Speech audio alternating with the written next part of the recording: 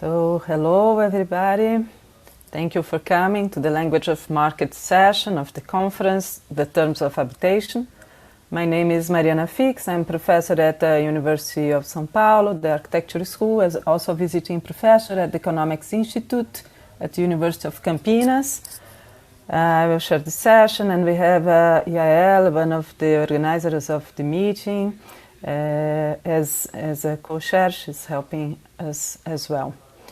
The conference was organized by the research group Retheorizing the Architecture of Housing as Grounds for Research and Practice. The group was proposed by Yael, Gaia, and Susanne, and was approved by the Institute of Israeli Advanced Studies. For those who were not here before in the last sessions, the group was there in the Institute for 10 months residencies. We are very grateful to our coordinators, to the other members of the group, some of them are here, to the Institute and its staff, and to everyone that made today's meeting here possible. I'd also like to thank you all for being here, and especially our panelists for their participation. We have Suzanne Schindler, Demet, Mutman, Mehmet, Zeynep, Aline Miglioli, and Marija, Maric. The terms we are going to investigate in this session are partnership, investment, live work and play, brigade, and capitalist houses. Each one of our panelists has prepared a 15 minutes presentation. They have recorded it. I will introduce them briefly, play the video, and immediately after the video we have a 15 minutes discussion devoted to questions related to that paper. They are all here, all the panelists, except Marija, due to health issues. We hope she has a speedy recovery. When we conclude, we'll have some more time for discussion, trying to weave together the various terms and discussions raised by the panelists. The theme of this panel will be continued somehow in another, to be held on Thursday at the same time as this one, titled Edges of the Market. I hope you can make that too, or take part in the other panels of the conference. We will also have today a keynote lecture by Professor Silke Kapp from Universidade Federal de Minas Gerais Federal University from Brazil, and I hope to see you there after we finish here. Please feel free to send questions in writing during the presentations or orally after each one, at the very end, orally as well. To start off, I have the pleasure to introduce Susanne. Susanne is an architect and historian focused on the intersection of policy, finance, and design in housing. She co-directs the MAS program in the History and Theory of Architecture at Zurich, and is currently a visiting lecturer at MIT School of Architecture and Planning. From 2013 to 2016, she was a lead researcher and co-curator of the research project Housing, and ultimately History of Architecture and Real Estate at Columbia University, and co-author of the related book, The Art of Inequality, that I have the pleasure to have here. So, Susanne, we are going to play the recording right now. Please let me know if you have any questions before we start, or if, and also if something doesn't work when we play the video. Okay? Can we go? 137. Good afternoon or good morning. My name is Suzanne Schindler. I'm happy to present some reflections on the term partnership today. Partnership is one of the many feel-good terms that are used to convey an approach to urban development that is, in today's terms, neoliberal. It is precisely the term's positive connotations, suggesting a parity, a collaboration of equal partners, of complementing each other's strengths, each side doing what it does best, that obscures the actual terms on which these projects function, namely financial benefits for the private sector made possible by the risks and financial burdens being borne by government. My case study is Shoreline, a housing development completed in the mid-1970s in Buffalo, a city in northwestern New York State, close to the Canadian border. The almost 500 apartment project was designed by Paul Rudolph in a brutalist, late modernist style, typical of a short period of state-sponsored housing developments in the United States. Since 2004, so roughly 30 years after completion, the project has been slated for redevelopment through a public-private partnership. The first phase was completed in 2015, which you can see a little snippet of at the lower end of the image. The rest was torn down earlier this year and is being redeveloped now. In this paper, I will outline the basic assumptions of public-private partnerships and why this model has had such staying power. Illuminating partnership might allow us to then imagine forms of housing provision that move beyond the market as the only metric and mode of operation thinkable. My paper has 3 parts. The first is called imbalance. So what exactly are public-private partnerships? The online investor-focused Investopedia is remarkably frank about the imbalanced arrangement. Public-private partnerships involve collaboration between a government agency and a private sector company that can be used to finance, build, and operate projects such as public transportation networks, parks, and convention centers. That is, projects generally considered to be public goods, including infrastructure and even schools, are realized not by the public sector, but by private enterprise.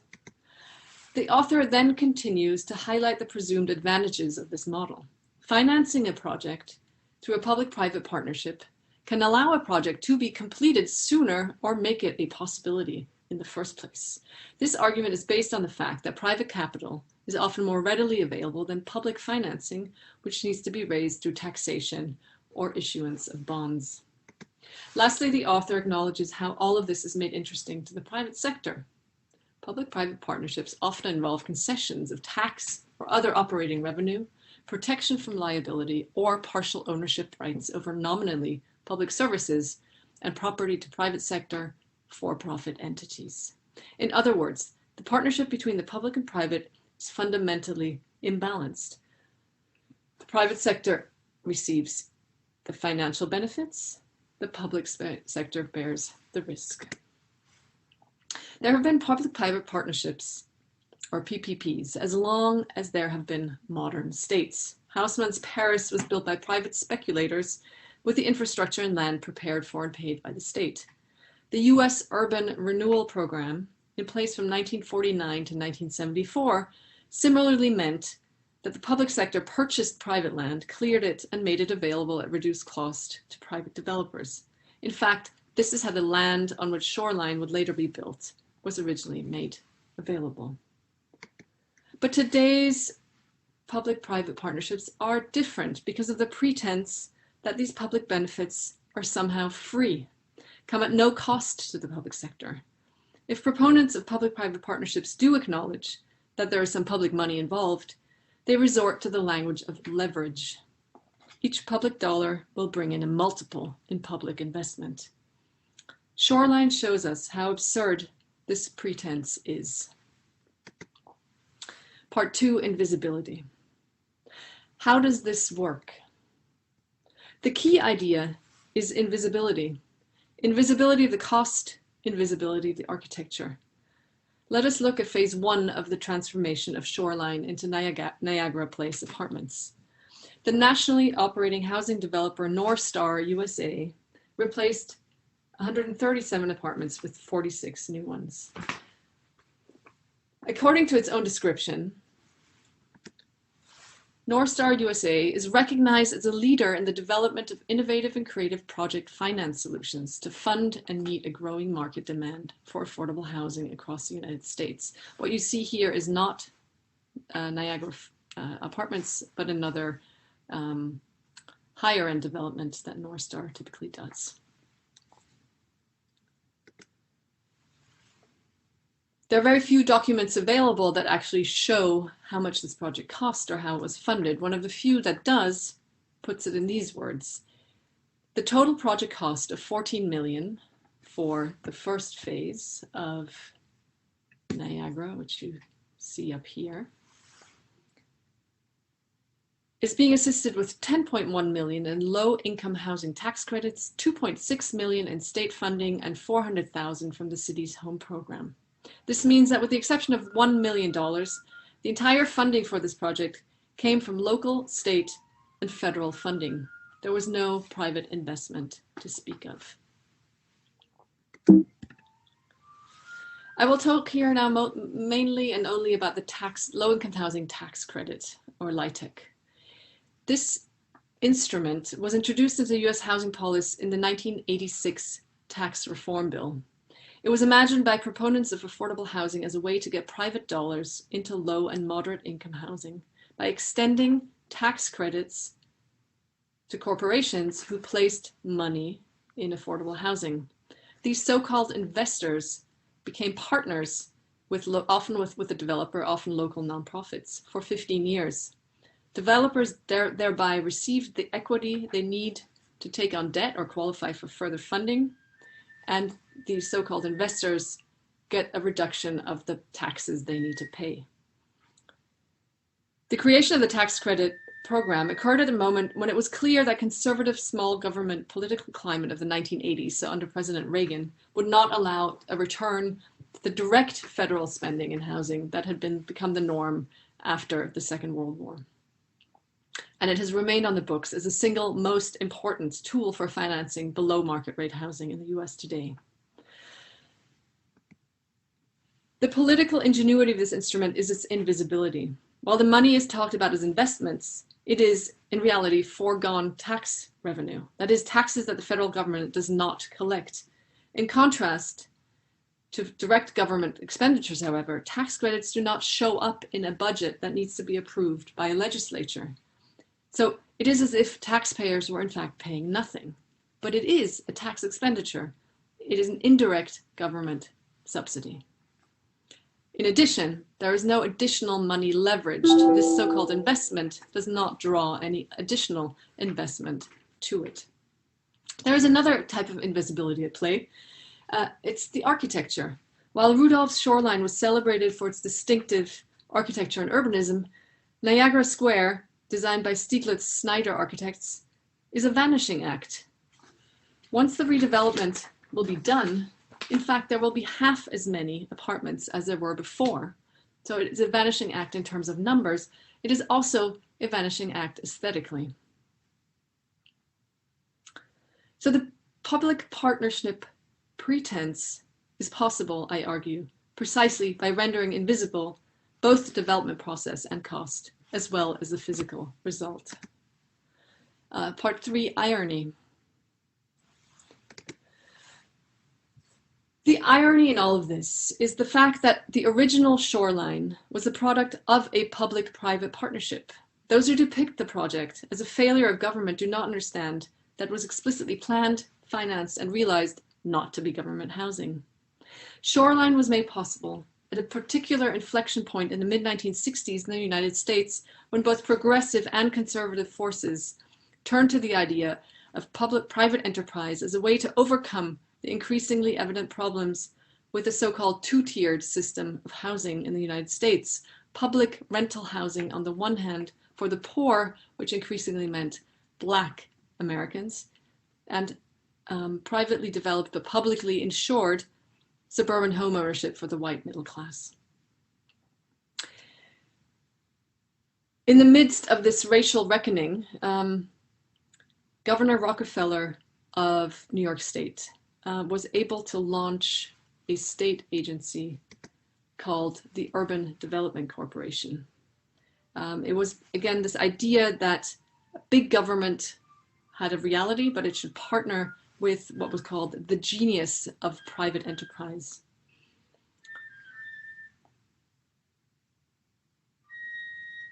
Private enterprise was central to the UDCs. mode of operation. The UDC secured land and approvals, but private developer contractors built and upon completion would own and operate the properties. This was the case with Shoreline. As articulated in a 1971 brochure, the UDC was, quote, established by law to combine the energies of private enterprise with state and federal programs to help renew New York State's cities and towns. With local partners, UDC can spur the development of urban renewal areas or other buildable sites never before attractive to private enterprise. The UDC also modeled the idea of making invisible the public expenditures that are essential to making a project like Shoreline feasible or interesting or profitable to private developers. The same 1971 brochure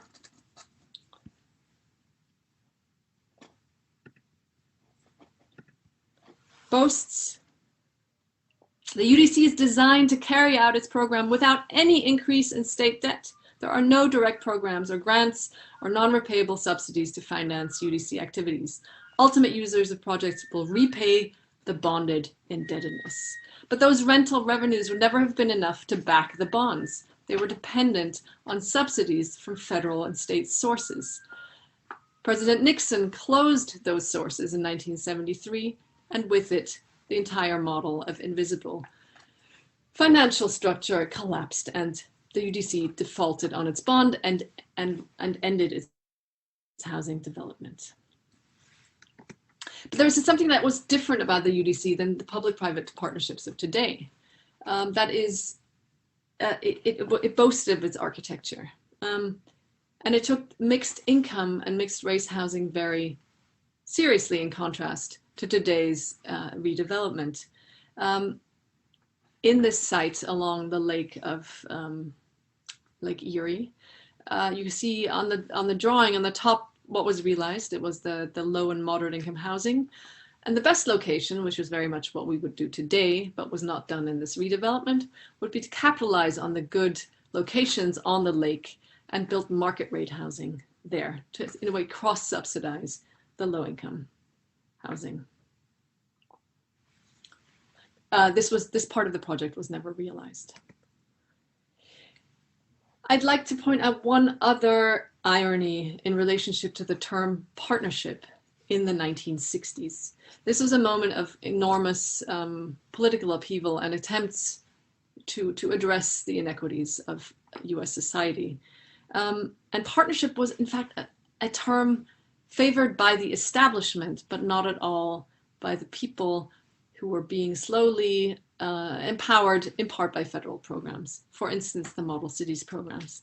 So citizens newly empowered by some of the new laws and the new financing programs did not want partnership. What they wanted was community control. So the word was control. They wanted over funding, over implementation, and over management. Partnership to them meant a partnership with establishment, mayors, private sector. The idea of community control was quickly rendered impossible. And what has remained with us is partnership, and in a way it's a complementary term, participation. Participation is not power, is not control. It is a sort of a signing off without real control. So to conclude, PPPs generally flourish in political systems characterized by deep suspicion of state intervention into an imagined free market. It is a suspicion that fails to acknowledge that markets cannot exist without the state, and that housing in particular cannot operate without direct and indirect public funding. PPPs emerged in an attempt to bridge the cognitive disconnect of understanding that the state needs to be there, but sort of favoring the market by rendering invisible the public sector role. It results in a mode of operation where the so-called market determines the metric, posits private profit as legitimate outcome, without acknowledging that government foots the bill, but rarely takes on the role of oversight, as you can see in this demolition project right now. The problem with the PPP model is that it precludes alternatives in which housing is operated at cost, not for financial gain, for all and regardless of income. Thank you.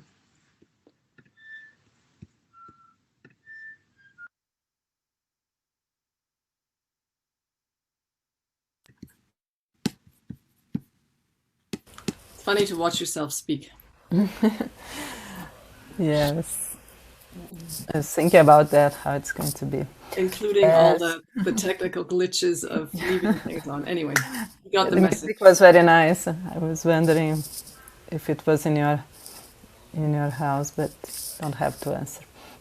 What you have to answer is questions. I'd like to welcome now if anyone wants to raise questions. Thank you so much, Susanne. Again, I was particularly glad that you brought this term partnership in the discussion for us here. It's so important. It's very influential in all the topics about housing and planning and so on. I have some comments later, but we have already talked about it. I would like first to see if anyone wants to make a comment or a question. Yes, Nirvam, please. Hi.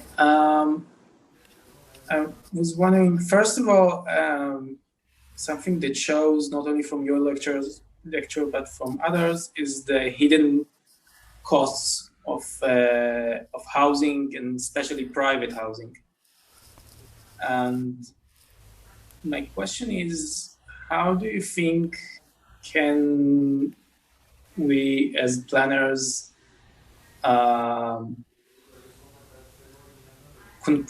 make it concrete for the public? Do we have a way, or do you see a way for it to become more visible? Well, I wonder, whether it's through other modes than designing a building, right? No, not just writing, writings. Writing about it or publishing about it or entering into some kind of a discourse, even making it a topic. So I don't know I don't know where, as journalist or in schools of architecture or, where that forum is. I guess your question is for the public. Yeah, I don't know. I mean, there are obvious also benefits to this model, and there are reasons why it has stayed this way. So even if I say, well, these corporations aren't really investors, because otherwise they would have, if they hadn't taken the tax credit, they would have had to pay the taxes.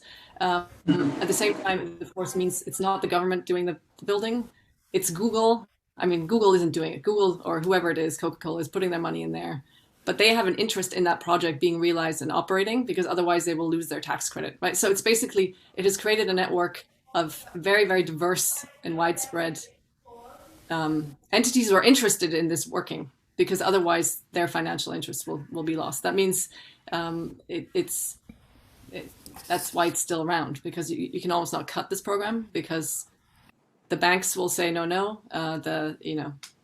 The people interested in the tax credit will say no. So anyway, but how to make this more transparent? I don't know. Maybe you have ideas. Do you have ideas beyond this conference? Political activities, but yeah, maybe it should be part of the discussion in architectural competitions, maybe in schools. It's interesting.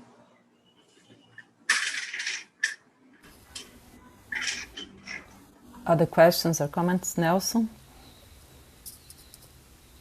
Thank you, Mariana, and thank you so much, Susanne. It was great. And indeed, very, very relevant and topical.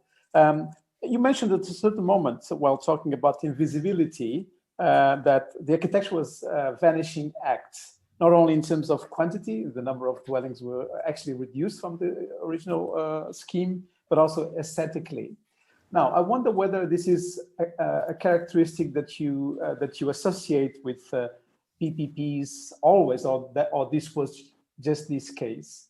And just to frame this in a wider perspective, I mean, I know this very successful, of course, between quote marks, scheme in Mumbai, which is the scheme developed by the Slum Redevelopment Authority, that they call it a win-win-win situation, meaning that there are prime real estate land currently occupied by slums, and then the municipality or the government of the state decided that if the private developer manages to secure 70% of agreements from the slum dwellers, they can actually take over the land, develop housing for free, to give an apartment for free for all slum dwellers, and then, which of course they just pack in like 20% of the land, and then in the remaining 80%, they build very flashy commercial, well, not housing necessarily, but also a commercial development. What I'm trying to say is that these are quite visible. I mean, they are actually quite strikingly, let's say, present in the urban landscape of Mumbai. So in that particular case, in visibility, it's not definitely the case. So I wonder if you can elaborate a little bit. That's a great question. I think that the strangeness of this project is that even in the redevelopment, it stays all so-called affordable housing. So even if they call it mixed income, it's all within sort of the government-defined income levels that you have to qualify to live here. So it makes it even more strange because the location is absolutely central to downtown to Buffalo. And yes, I agree. If this were a kind of value capture mixed income project, where maybe, say 20% of the apartments have to be affordable, the rest is market rate, it probably would look very different. But because somehow it's still conceived as sort of this affordable housing development, even if it's done by a private developer, it's basically paid for by the government. And I think that the enduring stigma of modern architecture for public housing, that's sort of still such a stigma that everything that's being built now has to look very cute and traditional, and in that sense is a vanishing act. It's almost like, I mean, I think market rate housing could also be designed exactly the same. It's sort of the dominant taste that sells well, but yes, they're also, even in Buffalo now, which is quickly gentrifying. It's about an hour and a half from Toronto. So people from Toronto are now moving to Buffalo because it's so cheap and driving. But this is a very recent development. And yes, the newer, let's say, purely market-driven development is very, very flashy as well. And that includes university buildings and office buildings. So those are not vanishing. Right. And in that sense, I mean, what you mentioned, that they don't even rebuild, let's say, the same amount of dwelling units that were there today. So they even reduced I mean, in a way, it's an anomaly. So Karen, maybe you can help me here, but I think it makes no sense. I mean, basically, this was done in slum clearance, 80 years ago, where it was argued there's too much density, too much overcrowding. So we're going to build less when we rebuild. We're going to tear everything down. We're going to build less. And why they're doing this now, I don't know. I don't know the details. It is very hard to find information because nobody wants to talk about this. There was historic preservationists tried to save the buildings. They failed. Then there were some residents who held out. And, it's a typical story that they just wanted to get rid of it. And then you just mismanaged the thing, right? You let it come down. You punch a few holes in the roof, and then the whole thing at some point can't be saved anymore. So it's a, I think, very contentious project, which I didn't want to go into. So I think some of the things are very anomalous and this makes no sense to me, that you've reduced it from 500 to half as many apartments. And at the same time, you say there's a huge need of affordable housing, right? It's bizarre. So yeah. It's certainly bizarre. Many cases I study here are also. But you mentioned kind of political ingenuity. So it's kind of it's done in a way that's very strong ideologically, isn't it? I don't know if someone else wants to raise questions. Zeynep? Yes, thank you, Suzanne. And thank you, Nelson Mota, because I'm going to continue my question from that point. I guess you gave the example of Mumbai, and I was going to mention the example of Antalya. It's a southern city of Turkey, which goes almost from a similar urban renewal, let's say. So the promised land was to renovate the existing residential buildings, but now it's like almost 20% to 80%, that would replicate the existing residential buildings. And extra 80 for a new sales, so that it would increase the existing urban population or so. But I was wondering, because it all started almost with the same story, the partnership for change you mentioned. And you also mentioned the case of Shoreline. I wonder if it apparently somehow changes according to the case of Mumbai and according to the case of Antalya that I mentioned. But if it changed, I'm wondering if it changes according to the case of Shoreline and for the case of an inner land plot that it would ask for a partnership for change. Are there any other such kind of partnerships in Buffalo to exemplify such kind of partnerships that would differentiate according to the land they are working on? I don't quite understand the question. So there are all kinds of partnerships, most definitely. No. If it changed according to the land they are working on, if it's Shoreline, because in Antalya, in the southern region of Turkey, it's precious. The land is precious in the shoreline, but it's, you know, in the inner lands, in the away from the shoreline, it's not that much valuable, the land. So I'm asking if this partnership for change of affordable housing, change of partnerships, also changes according to the yes, probably.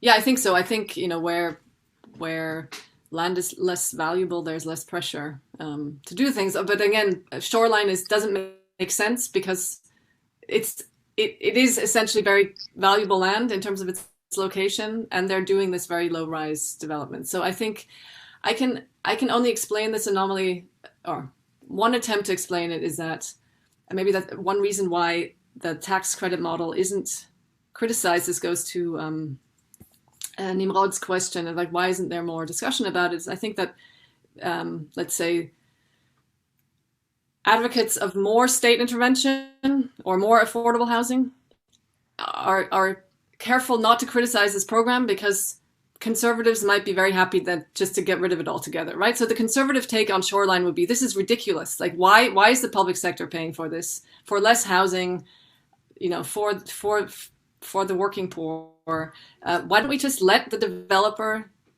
do his thing, maximize it, right? So like, you know, build 20-story towers there, and it will be actually at no cost to the public sector, actually will bring in, you know, five times as many apartments. So I think that the argument here is, or what's at stake is to say, you know, actually let the market do it. Why are we having this weird subsidy program? But I think the left, or whatever, the progressive, whatever you want to say, pro affordable housing, don't want to criticize the model because then there won't be anything, right? So those are the stakes in the US, right? So nobody, it's like, you know, you can't criticize Obama because, you know, if it's not Obama, so there's a bad example, but during the long time ago, during the presidency of Obama, you can't criticize Obama for certain things because then, like, the alternative is, you know what the alternative is, right? So that's I think part of the political problem. So you just sort of leave it and work with what's there.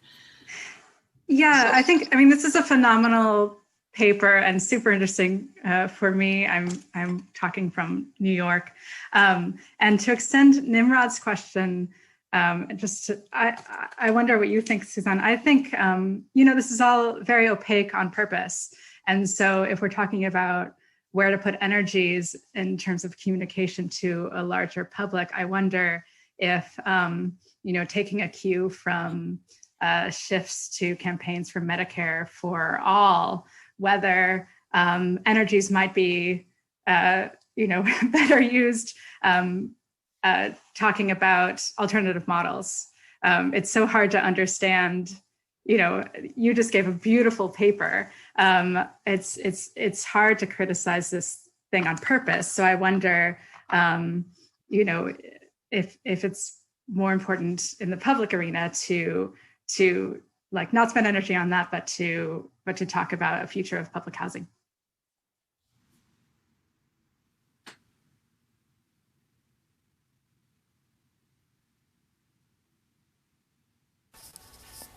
Suzanne? Yes, I'm still here. If you want to respond on that. Oh, I thought I did. Did you It's invite more a comment. Well, I'm just curious what you. Oh, I'm sorry. I didn't. Where to put energy? Where to put energy in public No, conversation? absolutely. I mean, I think, yeah, how to change the conversation. But I think one aspect is, I do think you have to make visible, let's say, the cost issues, right? Sort of just change the conversation in terms of, well, you know, this isn't investment, or you know, it isn't free, and it isn't investment. It's foregone tax revenue. Then you can discuss whether it's a better idea to do it this way, because it's not some kind of, you know, disinterested state agency who's running this, but actually an interested investor who stands to lose their financial benefits. So maybe this just does work better because it's a smaller scale, more decentralized network of actors who are involved in producing this housing. But then, yeah, maybe it is worth discussing how could this money, this amount of money, be used differently, or would it be more effective, cost effective, if it were spent directly rather than through like three middlemen until it actually reaches its goal. But yes, I think housing for all, like akin to like healthcare for all, it must seem to everybody outside of the US a completely ridiculous conversation, but this is the conversation we do have here. It's like, how do you get everybody healthcare? It hasn't been solved. How do you get everybody housing? And I think actually Miles Glendinning made a great distinction when he said, you know, is it by the state or backed by the state? You know, does it have to be directly done by the state, or does the state can it take on other roles? So, yeah, changing the conversation is definitely something we need to do. Yeah. Gaia? May I ask one question? Or is Yes. Okay, no, it's just a comment, Susanne, because I have not in mind the specific case, but I have in mind other examples of partnership between public and private. And since the aim, also the frame of this session, is really to discuss the languages of the market. I would like to understand if also in this case you can find some hybridization between the language of the market, a typical rhetoric, and languages that belong to public interventions that sometimes are different in the way of promoting, in the rhetoric used to promote this intervention, because there are some languages, some rhetoric that are really typical of the language of the market. And I would like to know if in this case you had also the opportunity to investigate this sometimes transfer of certain notion from the public discourse that is really recognizable to the market. Thank you so much, Gaia. After Susanne finish just answer, we will have to move to the next presentation. It's very hard for me because it's so interesting, and I would have many comments, but we will have to do that. I think also if you could, while you respond to Gaia, perhaps mention the discussion you make on the investor. I think that's one important part of it, and it's also kind of answer to what Nimrod and Karen said about when you make it visible, it's a kind of way of open space to other discussions. If it's not investment, what it is, and then you have to think about other things. Because while it seems that it's private money, you don't have to discuss anything. If it's private, they can invest wherever they want. They are the investors, so they have the power to decide everything. If it's not, if it's public money, you have to start a discussion on priorities and things like that. At least it's how we've been trying to deal with it here and in Brazil. Here it's even more complicated, perhaps, because since we really need investments a lot, the housing issue is crucial, it's huge. And you have all this kind of ingenuity of making partnerships kind of magic formula that shows this smoke screen and renders the process so opaque that you cannot even talk about it. But anyway, I won't comment anymore. Just let you. Gaia, the question of how certain concepts migrate between the market and the public. Maybe that's a great question for everybody then at the end, because it's probably an issue. It's a kind of thing to thread through. Although I would say partnership is used equally on both sides. Yeah, that's what made the discussion even more complicated, as you said. It seems that it's possible to do the two things at the same time, isn't it? Like having lots of profits from this and also have affordable housing. There is a question from Priscilla on the chat with many apologies. So thank you for your comments and questions. Sorry. Priscilla asked you to repeat the other terms associated with partnerships. Invisibility. Oh, the last one was irony. The first one is imbalance. Imbalance, invisibility, and irony. Thank you so much, Susanne. We move to the next presentation, but we'll be able to discuss that again and go back to Gaia's question with all the presenters, the panelists.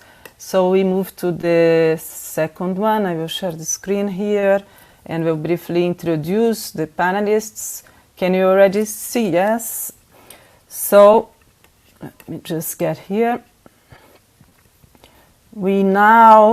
I'm very pleased to introduce our next panelists, Demet, Mehmet, and Zeynep. Demet is an architect, an academic from Istanbul, currently teaching at the Uluengin University, Faculty of Architecture and Design. I'm sorry for my pronunciation, probably wrong. Her research interests include urban development strategies, public spaces today, and critical mapping, focusing on the rapid transformation process of cities. Mehmet is also from Istanbul, Turkey. She has degrees in architecture and urban preservation and is presently teaching at Bayezid University in Istanbul. His research interests include sustainable historic preservation, mindfulness in design, and branding strategies for real estate. Zeynep is an interior architect with a PhD degree on architecture history. She's interested in social production of the built environment, museum and exhibition spaces, and in theory, interior design education. Hello. Today we will be presenting Branding New Istanbul's Residential Real Estate, a thematic analysis of real estate ads for the Kanal Istanbul and its environs. My name is Demet Mutman. My colleague you see here is Bengü Uluengin, and we are presenting also on behalf of our third colleague, Zeynep Ceylanli, in this presentation. As part of the the main research and being the citizens of the city of Istanbul, we are all facing or experiencing the political acts and their direct implementations on the urban development and urban planning issues. So it's like the urban design is being designated with its moves among the state's urban policies as well. So we were thinking as the colleagues or the research members of this project, we were thinking if this is in order to construct an urban identity as well as a social identity. So this has been the long-going discussion since Vitruvius's 10 books on architecture and Alberti in Europe. So architecture and design was always always facing the economic structure, and it was always related with the city's political power as well. So on the basis of a shared object, the building as the object of both practices of design and implementation, architecture design always was within the economic and political forces in order to impose an order or maybe an identity, we said.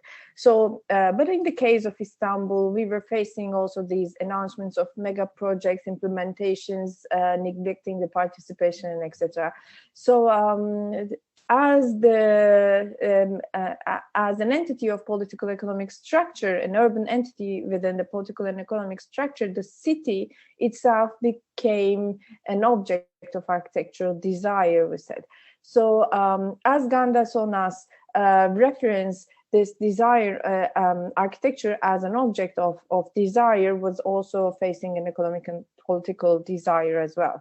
So we did continue with our research on based on 1985's research themes or urban paradigms, let's say. So these urban theories were saying that it's the capitalism that stimulates the consumption as well as the consumption of the city itself. So the city started to be seen as a fetish, and it had to be deconstructed through its symbols, languages, and signs. So our research is based on these background question marks that we had in mind, and we started going deeply into this constructed investments and commodities and structures of social relationships in terms of architecture. So Istanbul as a marketplace, it was the in between, it was always staying in between the market and the design culture, and the professional practice was becoming a tool for this market construction.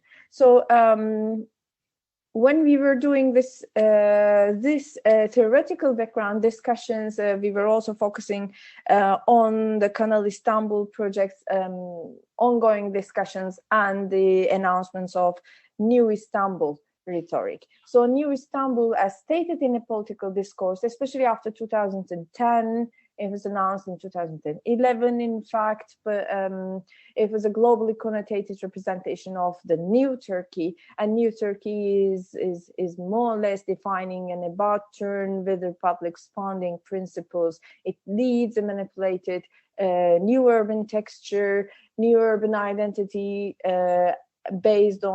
especially based on historicism and Turkish historicism. It means, like, the Ottoman Empire and the Selçuk, Anatolian Selçuks especially. So it is in the context also of the new housing development of the Kanal Istanbul. So it's called the New Istanbul as a larger framework, let's say, but it's also located around the Kanal Istanbul pathway, which waterway, which is in fact in between the Black Sea and the Marmara Sea. It is announced to be one of the largest megas, let's say. So combination of these mega projects and new connotations and loads of brandings, they are, of course, according to Riesman, they were constituting a self through the force of science. Again, by referencing to Pierre Bourdieu, it was a process of maximizing the value by a distinctive mark. So Kanal Istanbul was the major project, major investment, and New Istanbul, it was going to be, or at least it was announced as the new center, new city center, new attraction hub of the city of Istanbul. So all these brands and appellations were also forcing the design culture and the housing market to follow the pathways of the public policy and the announcements. So the announcements, even this is from the governmental side, the Kanal Istanbul website that you see in this framework is announced as a 45 kilometers long channel to be built as an alternative passage in between Black Sea and the Marmara Sea, and it was promoted due to the reason that it was going to serve to minimize the risk posed by the maritime traffic on the historic mansions of the Bosphorus, and it was going to be built. It is going to be built according to the periodic earthquakes that we keep facing in this geography. With the recent earthquake, it's already a very huge critical position, by the way. So the Kanal Istanbul project and the New Istanbul, in fact, as it is our research focus, let's say. So Kanal Istanbul, here you can see with the blue line that is going to be built. The construction is going to soon begin, and the new Istanbul's planning zone is highlighted with these black lines in here. So it's a recently approved 1/100,000 scaled master plan of the city of Istanbul, and in fact it was an election pledge announced in 2011. So with nearly about 245 million square meters area, the plan affects 10 districts of the city of Istanbul. It's a major effect, in fact. And these districts within this 10 districts, the socioeconomic backgrounds might, especially if you would move towards the north side of the city or towards the Black Sea region, the socioeconomic background is a little bit, in compared to the rest of the city, is more low. So announced as an election pledge in 2011, it's a highly criticized, highly discussed project, and you would also recognize from here that it's announced as a top-down approach from and always forced by the state in order to open up all the pathways or clearing all the obstacles to implement such a mega urban intervention. So the final news that we could gather with our within this research was that it was the trial process is ongoing still against the approved plan of the environmental risks. So like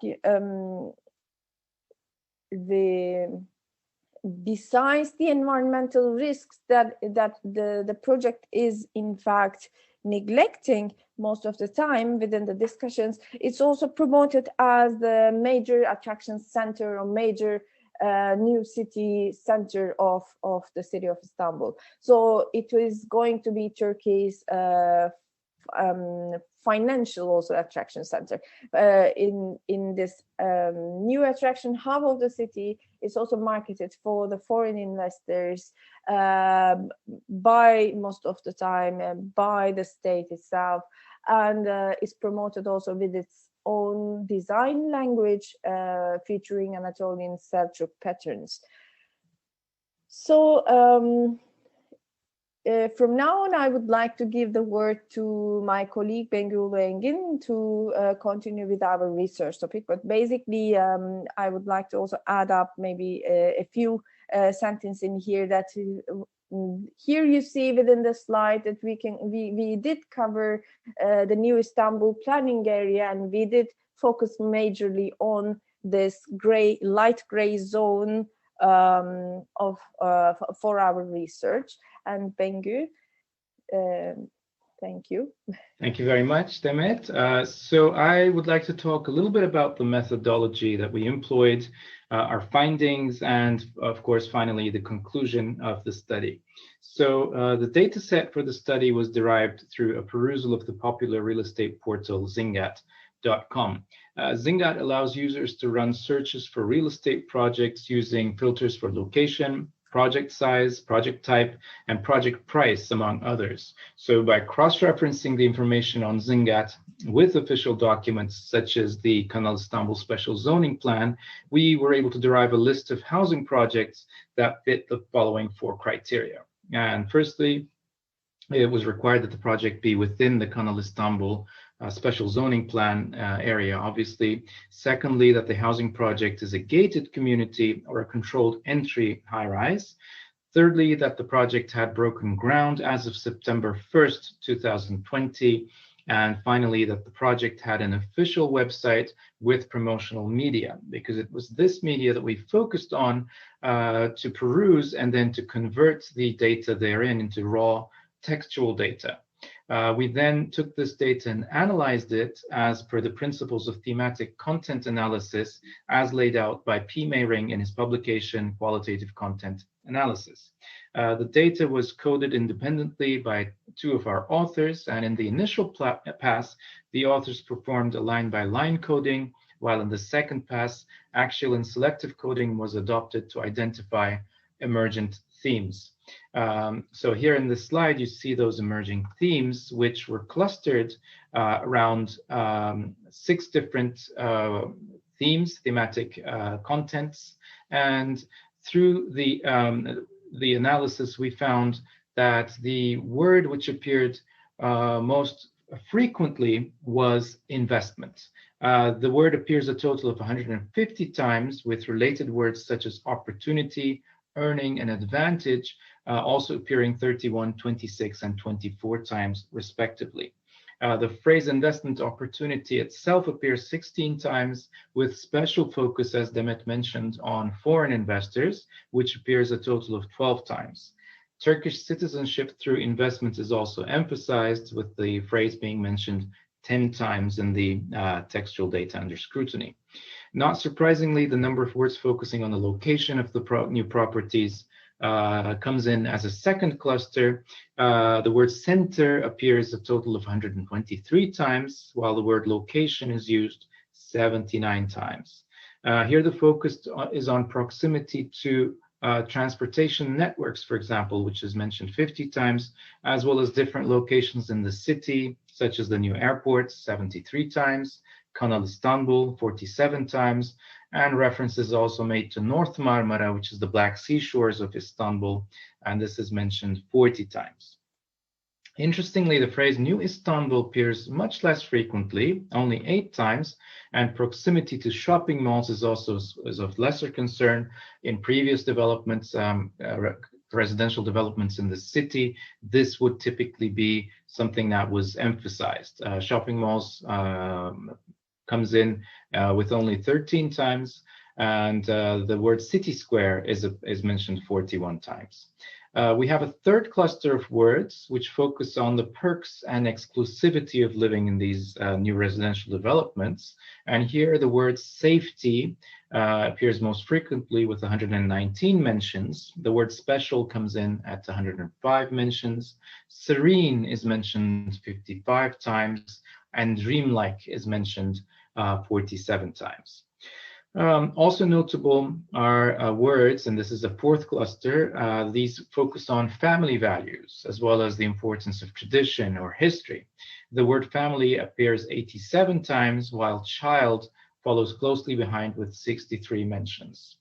The word family is mentioned 93 times in total, with words such as neighbor or neighborly relations or culture of community appearing 64, 13, and 14 times respectively. There's also the mention of the word nation, which appears 13 times. And interestingly, Turkish baths are emphasized with 11 mentions. A fifth cluster of words focus on Turkey's image as a new economic powerhouse and the country's ability to finance and realize so-called mega projects. So the word Turkey appears a total of 64 times in the text under scrutiny, while the adjective largest is mentioned 39 times. References also made to mega project, and huge investment, and these phrases appear 12, 6, and 3 times respectively. And finally, we have a sixth cluster of words which focus on the brand image and architectural style of the new residential developments. The word brand appears 59 times in the text, while related phrases such as branded development or branded housing project are used 10 times in total.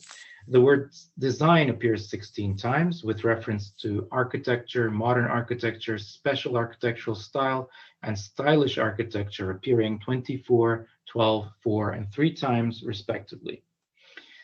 Also of interest are words that we might expect to appear in the text, but these appear much less frequently. Among these are words such as earthquake, which appears only 3 times. Following the devastating Marmara earthquake of 1999, earthquake safety was a very important selling point for new residential developments. Likewise, being in a natural setting away from the hustle and bustle of city life was an important requirement for housing projects, but this seems to have taken a back seat in the Kanal Istanbul or the New Istanbul project, with the words nature or natural appearing only 15 times in the textual data that we had. So, to conclude, the residential real estate projects of New Istanbul employ a number of branding strategies to differentiate themselves in the market and, to use Baudrillard's terms, to gain sign exchange value. As noted in the findings and outcomes section, these range from an emphasis on location, proximity to mega projects such as the New Istanbul Airport and Kanal Istanbul itself, to an emphasis on family values and tradition, or to the grandeur of the projects themselves.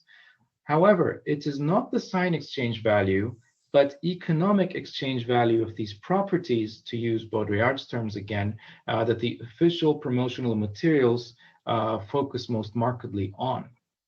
This is a very interesting finding because the official rhetoric of the country's governance is focused almost entirely on the grandeur of the mega project that New Istanbul is to be constructed around, as well as the ties to an imagined or reconstructed history, tradition, and family values.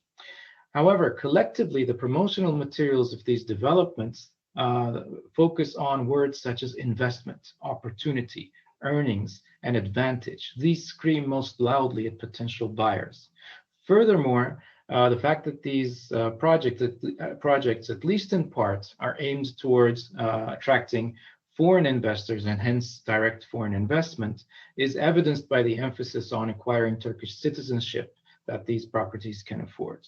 So, as noted in the opening sentence of this article, it seems that Turkey's financial stability is indeed center stage when it comes to the country's housing sector in general and the residential developments around Kanal Istanbul in particular. Thus, it seems that a complex and multi-layered branding strategy is employed for the residential developments that are expected to comprise New Istanbul. Looking at the data itself, investment value and earnings potential seem to be the most prominent selling points for these properties.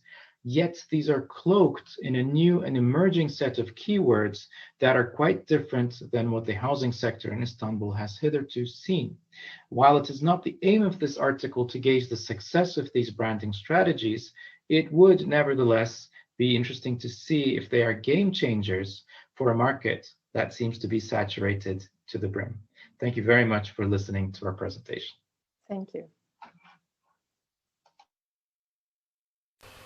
Thank you so much. And now I see that the connections between the presentations are even better than I thought.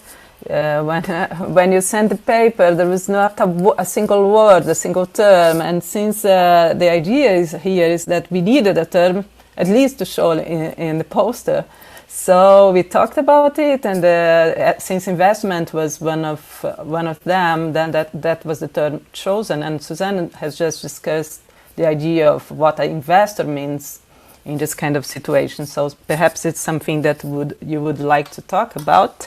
And also to make the connection to what Gaia raised, in the paper you discuss how this new place is shaped through the political discourse, you say, and exposed via the market.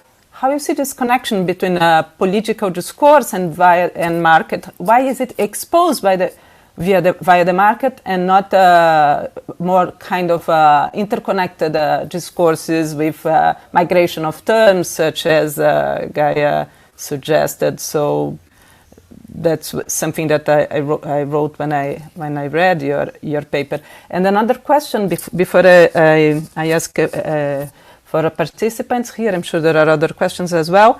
If the methodology used, it's very interesting, of course, in the context of this conference, even more interesting. I would like to know what you learned by applying it, what are like the strong aspects of it, and perhaps what kind of difficulties you had in interpreting the data you got.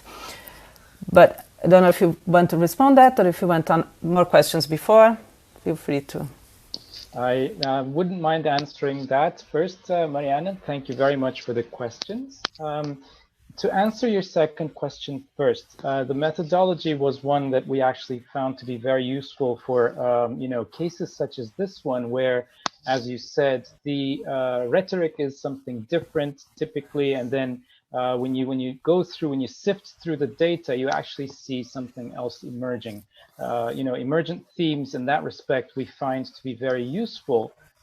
Because the project, as we mentioned in the paper, is framed, especially by the government, as one which displays the power of Turkey. It's a grandiose project. However, when you look at, and also my apologies, also the fact that Turkey is again returning perhaps to a little bit more traditional line of design, let's say, within the context of these developments. When you look at the actual branding within the developments themselves, however, you really see that it's finance, it's economy, it's the investment value, because Turkey does need to attract direct foreign investment for its current account balance. So that seems to be kind of the dilemma there that's being displayed by this research. Now, in terms of your first question, in fact, is a little bit more difficult, and it's one that's more open to discussion. Now, why is it exposed via the market? Obviously, probably it's that if this case were mentioned straight off, it would not be a very strong selling point. We need your money, therefore please buy these properties. It's framed within this really grandiose way of speaking, and that this is going to be a mega project, and that it will actually change the face or the way the city is perceived, especially in the global arena. So yes, I guess, there I don't have a direct answer to that. It is very much open to discussion, which I would, very much like to have with our participants here. So thank you for that. Yeah, I was curious also if you don't have also lots of public money involved that are made invisible in all that. But before you respond to that, I'd like to invite people to ask other questions or comments. Priscilla and Aline. Hi, thank you for a very interesting presentation. I just wonder if one of you could elaborate a little bit more on the very end. You said that and you explained with the branding of this development. The operations in this very saturated market. So could you just explain a little bit more, what do you mean by saturated market? What is what is this? What is the saturation that you're referring to? Thank you. Demet, would you like to take that one? Sorry. So basically,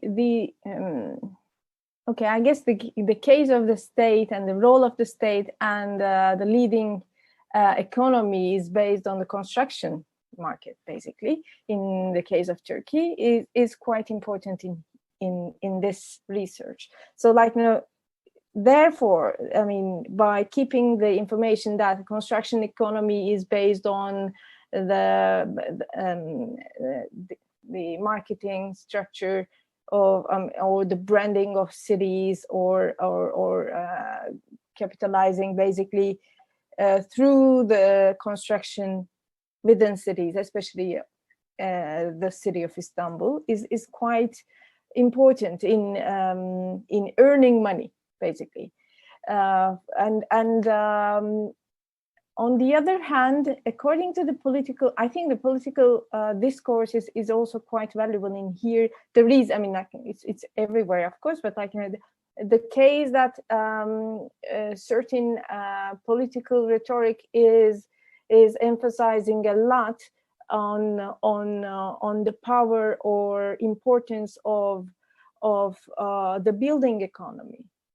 So it's an ongoing discussion already that there's a huge support through the state especially for a lot of top-down approaches, top-down urban planning development. So therefore, and even this like the position of the market is seen, and in some cases, and this is obviously one of them, it seems more valuable and important in terms of hierarchy than the will or power of the public.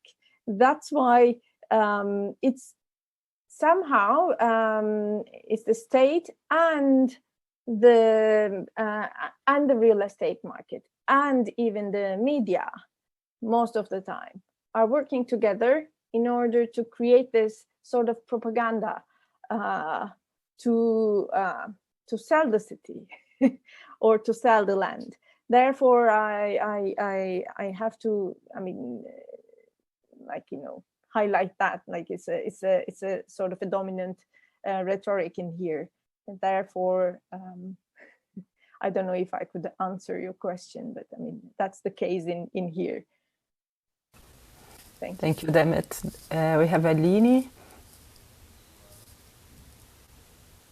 Hi, so thank you for the presentation. It was very nice. And I really like to know the methodology. Maybe I can borrow in my own work. So I would like to ask you, because this kind of a modern and new and profitable speech also requires a parallel speech that the things that were there is old, is unprofitable. So in Brazil, for example, when we want to build like mega projects, we say that, for example, the communities that live there are old, are pre-capitalist. And I would like to ask you, what was the old Istanbul? And if there were a speech that puts the need to requalificate, to to make it modern. So that's my question. Thank you. So I get the question, if Zeynep and Bengü, if you would like to add up so that we shift.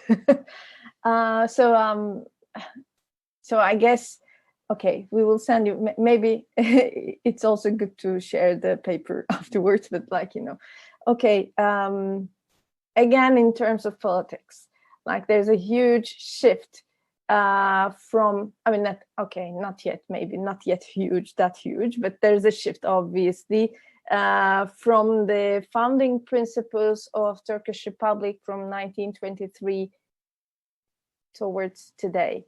So like, you know, the founding principles is more like a secular structure and based on equality, based on more like, okay, the whole system was more like a bottom-up approach, or at least stated, I mean, led with the, of course, with a prominent figure. However, it was more like a totalistic structure. A holistic structure, so sorry, but basically today the case is especially not starting from today, but like, you know, starting from, of course, with the neoliberal impacts on the country, and especially from 2000s and on, bit by bit there is a sort of a pressure over the society, and that pressure usually is using the driving force. I mean, using economy as a driving force, or urban economy as a leading driving force or catalyst of most of the discussions. Therefore, the content analysis that we were taking on was also leading us towards these urban political discourse and all the things that the state, as a top-down approach, the state is talking towards the urban construction process with the citizens. So of course, you can borrow the methodology. It's not ours. In fact, it's an open source issue. It's just like, the way that we keep thinking and basically we keep rereading or decoding the whole implementation structure is through reading this in between or hidden sentences or words or keywords.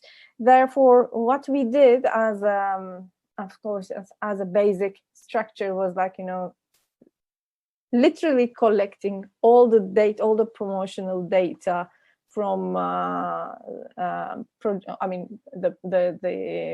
promotional data of the project and scan.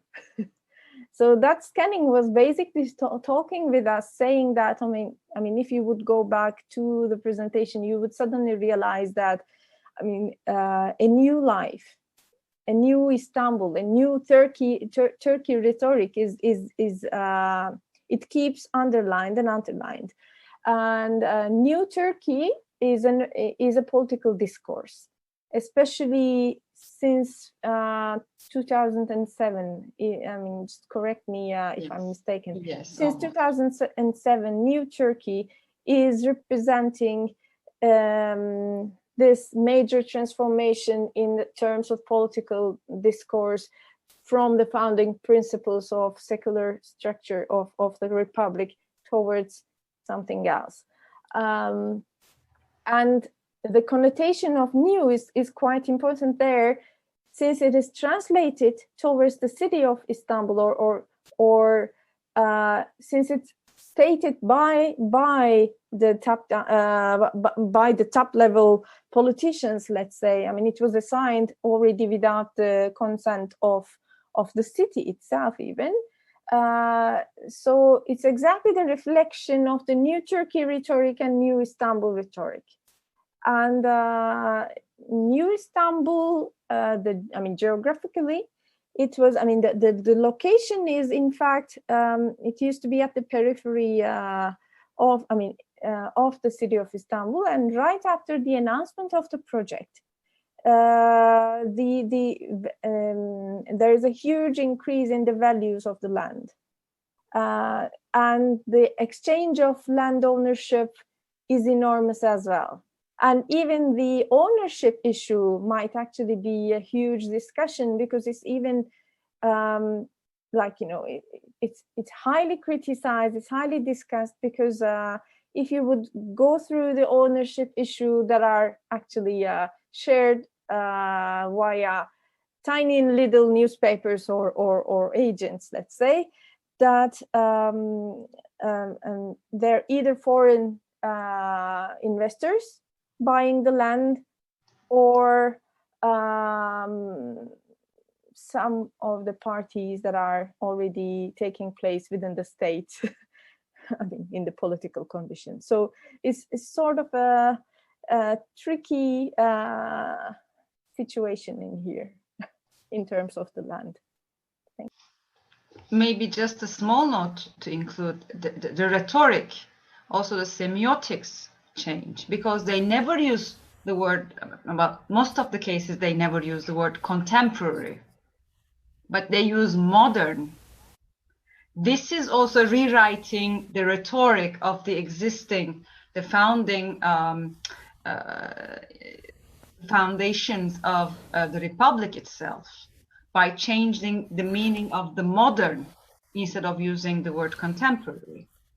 So it is also a statement. It is also a changing approach towards the rhetoric of the state. Thank you so much. Sorry, Marianne. It's more like a historicist structure that they keep announcing, but that historicism is based on Ottoman Empire most of the time, and and the founding principles was more facing the Western style lifestyles or understanding. It's a fascinating history. I had the chance of learning a little bit and a lot from you today and a little bit before. It's really interesting. And it's very generous of all of you to share the knowledge and share methodologies. And I'm very happy that we can do that. We are not exchanging. We are not selling anything here. We're exchanging for free. And that's very important part of transferring what we learn to other people. And I'm sure that Aline will have a lot to contribute, a lot to your research, since when she will have the chance to do it very soon, since she has been discussing the terms of market in Cuba, which is a big challenge as well. So she's developing a very interesting methodology on how to deal with advertisement and real estate over there. It's a very, very recent thing that's going on there, you know, because it has to do with what's happening right now in Cuba. So I hope everyone, that's kind of advertisement, but it's for free also, that everyone to stay here until the end, because it's going to be very interesting. And I would suggest also for you from Turkey to see, if you have not seen it yet, a very short documentary, perhaps I don't remember the title right now. I think Nini probably does, House for Sale, something like that. It's a very short movie. It's beautiful. It's very sensitive. It's about how to advertise a house that was only use value for a long time. So you have the people saying, this house is for sale, but this wall is so nice, I was raised here, and it's a very different way of advertising it. So anyway, I think you got it. Thank you so much. We have a last question. I'm sorry that it will have to be very quick, everything right now, but we will have time for more discussion in the end. But I would like to give the opportunity to Jesse, that was waiting here. I'll make it very quick then. I just wanted to ask about which language or languages you were using in your analysis. I saw a lot of English, but I wondered if in toggling between Turkish, English, even Russian, Arabic, if you notice other schisms between even, you know, and as we heard yesterday from Miles Glendinning, that the terms are not necessarily always directly translated. Yeah, you're absolutely right, Jesse, and thank you for the question. And we actually should have mentioned that in the methodology. The research, I mean, the scanning itself was done exclusively in Turkish.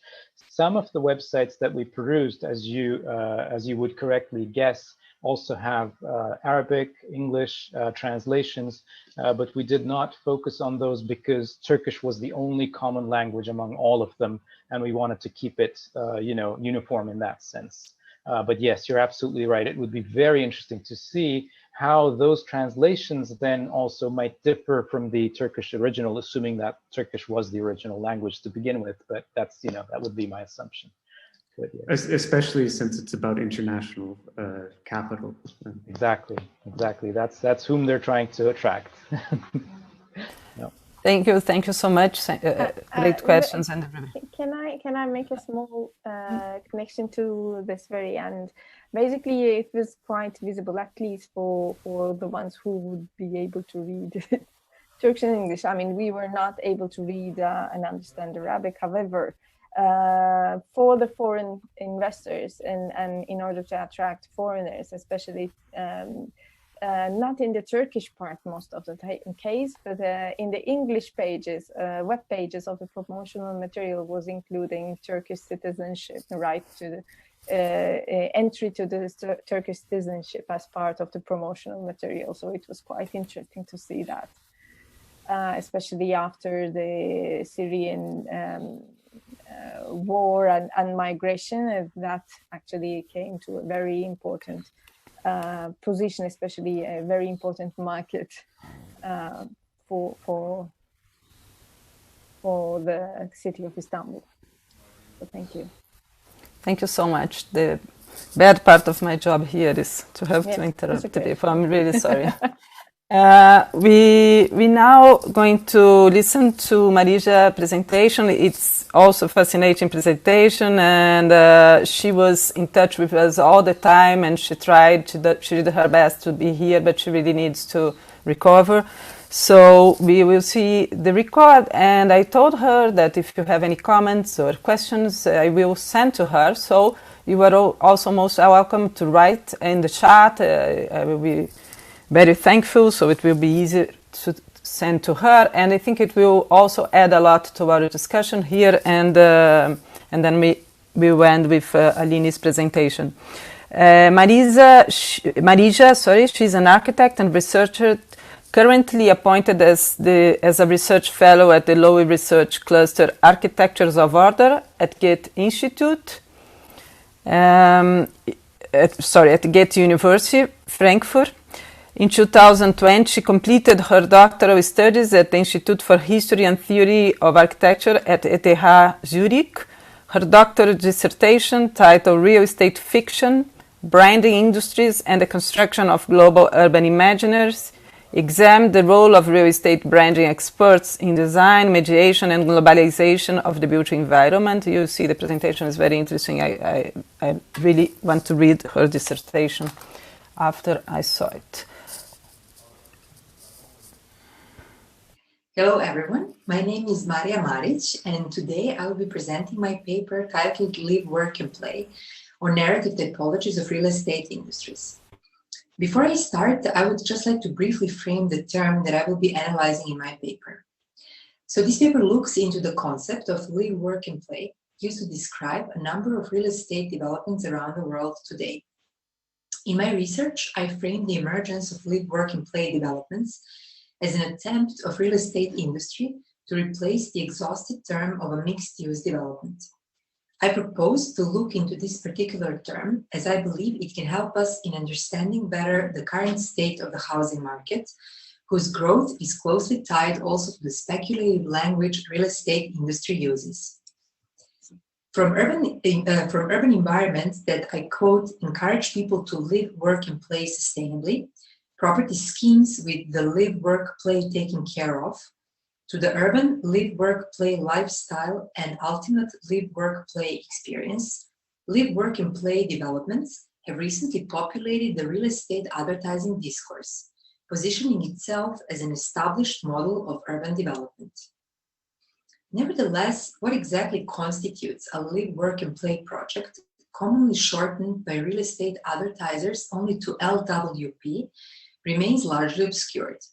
The scarce academic literature on the subject vaguely defines live, work, and play developments as, I quote, places where many people pursue social, economic, political, or cultural activities, or as compact, dense, diverse, mixed-use, connected, and walkable areas, thus deepening the schism between the narratives of novelty and familiar physical characteristics of this urban typology.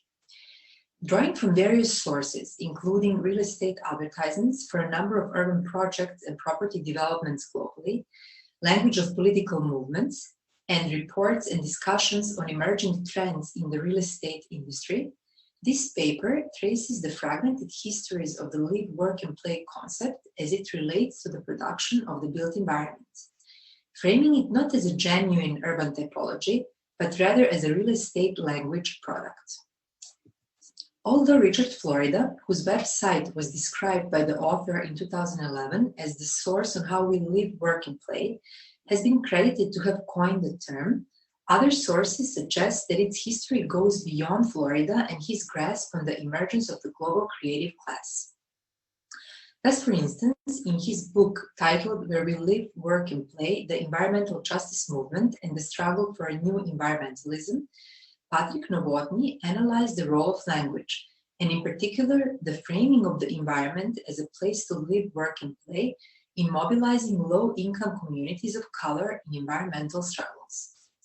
Focusing on the work of the Southwest Organizing Project in Albuquerque and the Gulf Coast Tenants Organization in New Orleans during the 1980s and 1990s, he pointed out how this new definition of the environment helped incorporate the questions of environmental pollution with other communal and social struggles, such as economic impoverishment, housing affordability, and racial and gender discrimination, outlining them as part of the same structural problem. As Novotny observed, it was the strategic framing of a problem, in this case the environmental pollution, as inseparable from other problems of a given community, that, I quote, can be thought of as a device used by the leaders of a movement to provide new understandings of problems that a movement is confronting in a language that is most likely to resonate with particular groups, and that as such, it must be, I quote again, consistent with their political consciousness, historical traditions, and cultural narratives. In framing of the environment as a place to live, work, and play, in the context of the environmental justice movement, served to bridge the previously abstract notion of environmentalism with the concrete scale of the community, the appearance of this formulation in the real estate discourse had a radically different agenda. Treating community as an amenity, live, work, and play developments essentially respond to a new market niche of the growing millennials, IT, and creative class, itself a product of the disbalanced and increasingly blurred living, working, and leisure patterns. Thus, for instance, the emerging trends in real estate, the annual report published by Urban Land Institute and PricewaterhouseCoopers, which is considered to be an important source on real estate investment trends, statistics, and forecasts, positions, I quote, a strong sense of place as a category that, quote again, ranks highest for investment prospects among specialty property types. As such, the real estate's so-called community turn goes a step beyond the familiar gentrification practices, now culminating in the claiming of an entire urban typology built only on these narratives.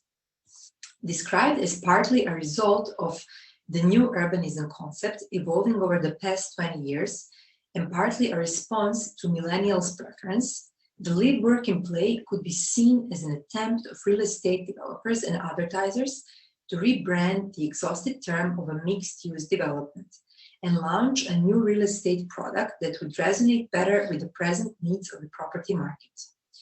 That live, work, and play is a novel name for an old product is suggested in the Emerging Trends in Real Estate that says, it was this publication that brought the concept of 24-hour real estate markets to public attention 20 years ago. Papers in such respected publications as the Journal of Real Estate Portfolio Management have been testing and validating the claim, published here in our 1995 edition, that 24-hour cities would provide superior investment performance. The live, work, play theme is not just a hype, it is statistically significant. The analysis of the reports published between 2005 and 2020 points out to the recent appearance of the live, work, and play in real estate, with the concept appearing for the first time only in 2014. In order to turn into a prominent keyword in all of the following issues, such as, for instance, the 2019 issue, where live, work, and play is discussed under the section Amenities Gone Wild, or the 2020's issue on hipstorbia. A form of real estate fiction, live, work, and play development, as previously shown, represents a design of real estate communication strategists, devised to target new prospective property owners and maintain high real estate profits. As such, the emergence of this and similar narrative real estate products could be seen in light of the post-40s transformation of cities, as Sharon Zukin effectively observed, from landscapes of production to landscapes of consumption, that have radically changed the nature of urban governance in cities across the world, emphasizing advertising, media, lifestyle, and the production of images as some of its central concerns. These shifts, accompanied by the globalization of financial and property markets, have created conditions for the emergence of industries specialized in branding places, cities, and urban projects, pushing branding and media experts to the forefront of urban design.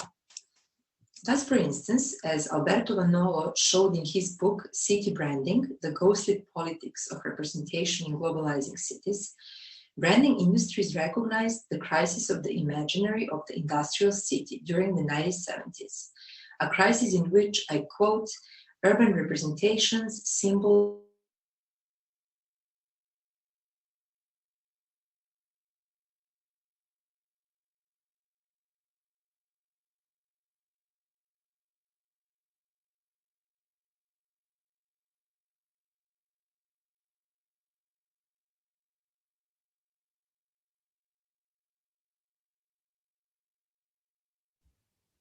It seems that the video is stuck.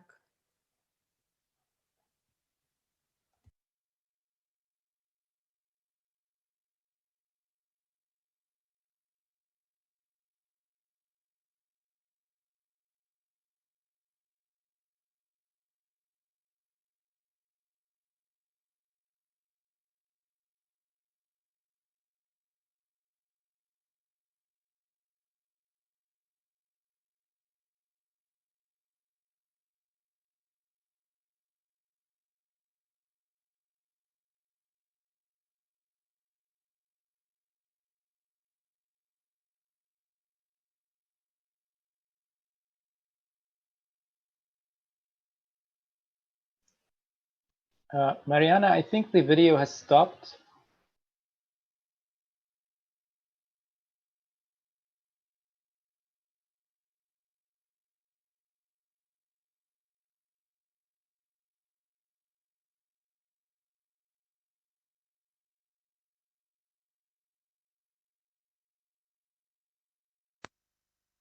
Or transfer. With story. Is it there again? Yes, Yes. it's starting now. How many seconds did you miss? Do you know? Like 30 maybe?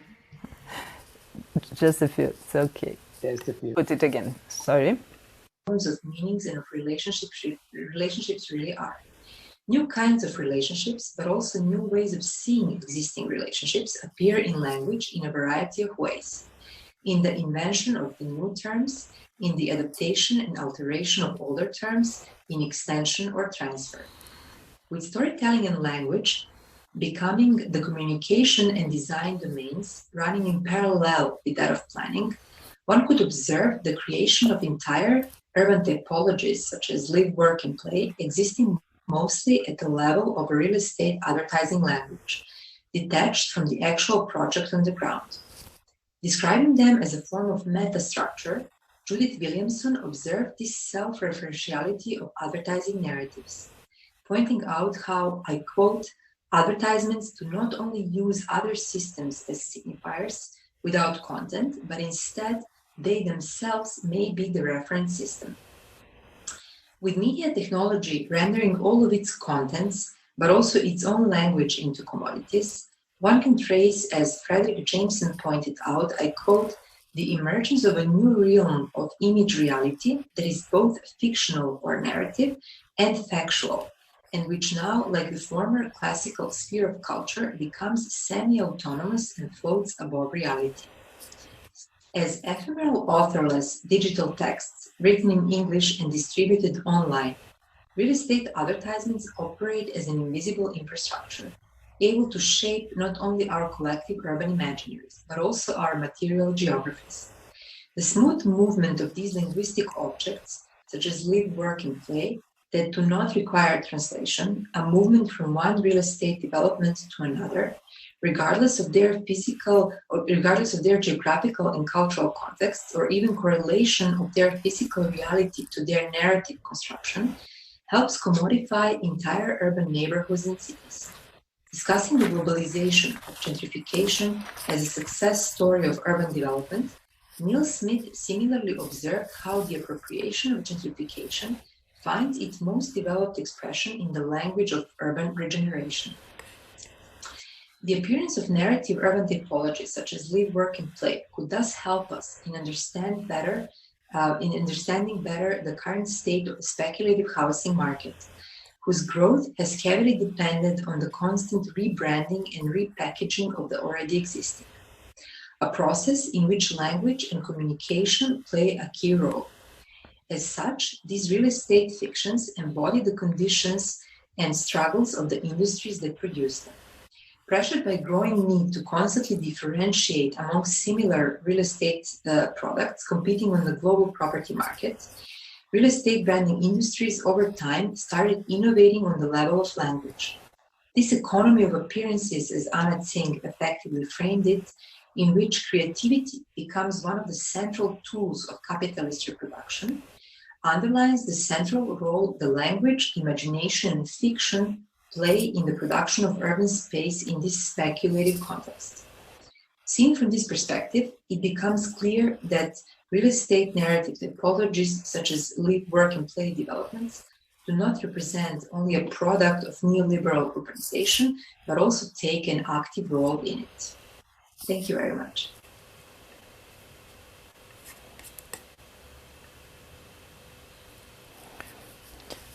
So, for those who were not here in the beginning, Marija couldn't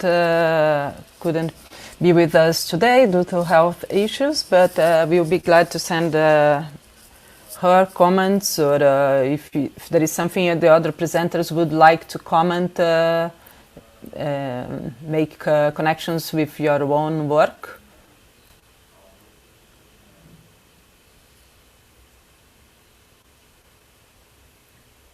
Sure, I'll say something. I mean, I think it's fascinating what sources she draws on, as she's drawing on these reports on the real estate valuations, which is typically something architectural historians don't do.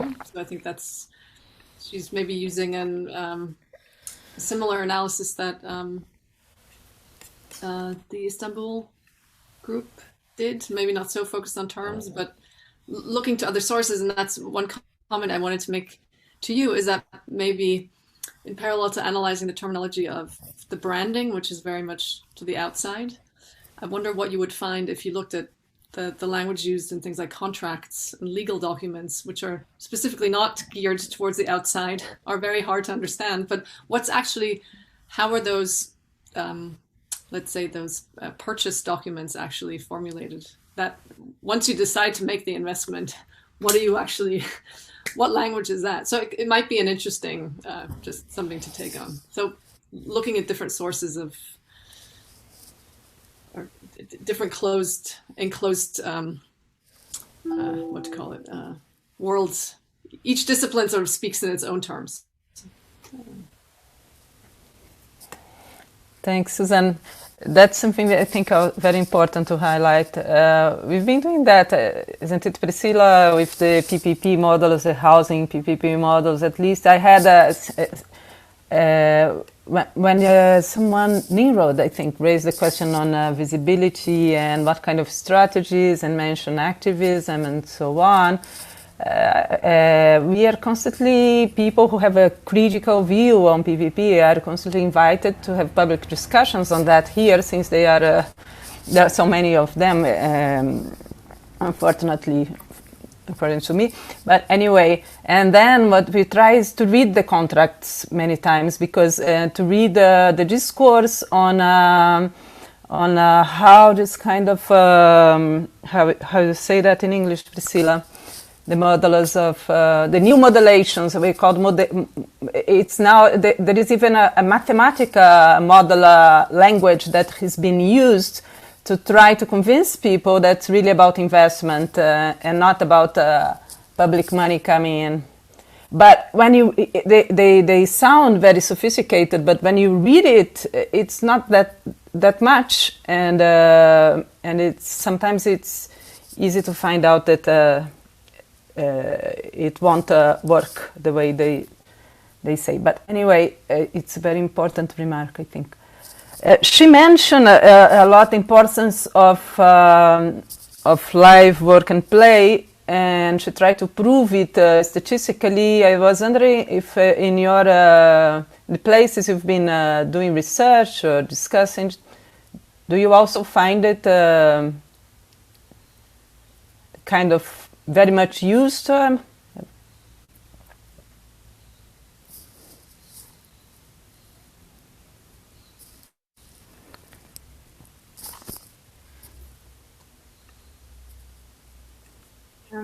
I might add that in Israel these terms are coming into use much more now, in both in real estate development branding, but also in the language used in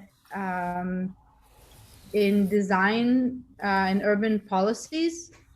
So these terms are also being used by architects that are hired by municipalities to create design strategies or design policies for their cities. So they're also buying into this live, work, play terminology. And I think it was very interesting that you mentioned that these words are so global, they need no translation, and therefore disconnect between the local context and the project itself. They can be interchanged and moved around the world, and it would mean the same thing.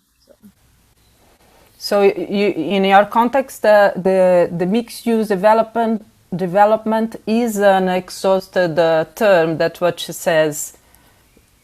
was intrigued by this. Mixed use is still very much used here.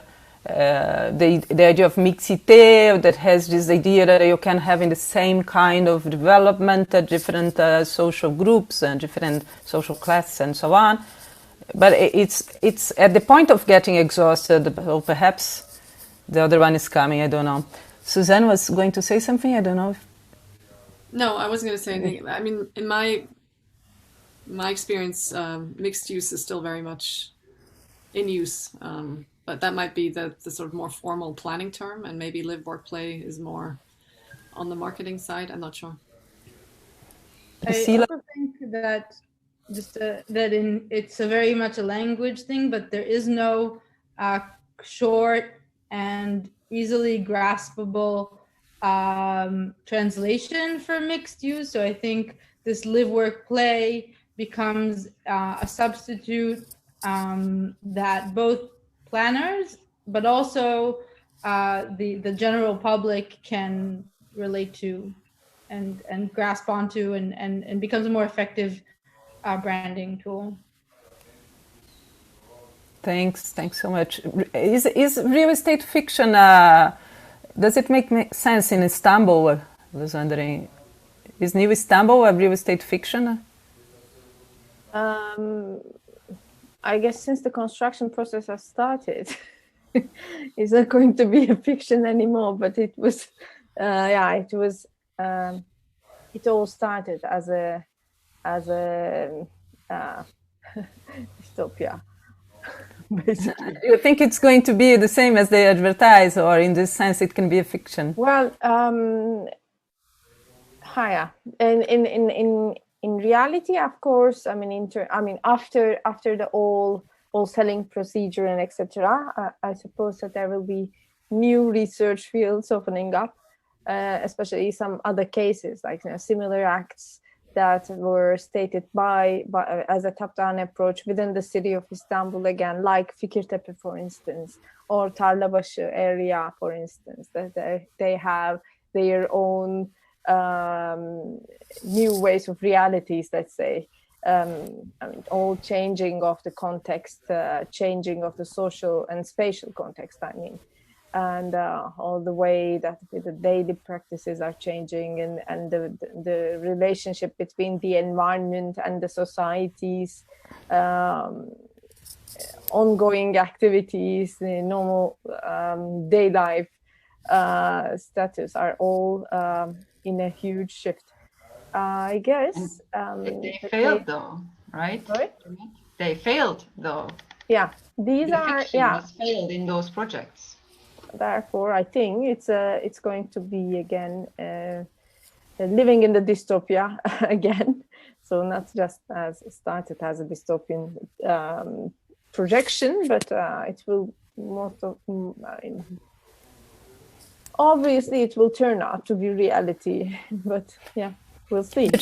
Perhaps the difference between the concept, I don't know, I have the opportunity of reading the paper, so something that's important in the paper that perhaps differentiate its experience from other places is that when she studied the concept, she learned that the concept was created to, and open comma, incorporate the questions of environmental pollution with other communal and social struggles, such as economic impoverishment,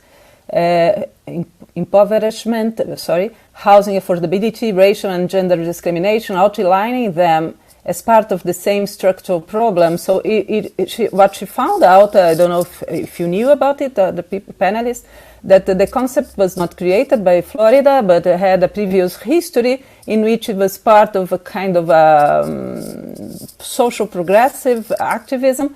And it ended up being used by real estate to respond, and then open comma again, to respond to a new market niche of the growing millennial IT and the so-called creative class.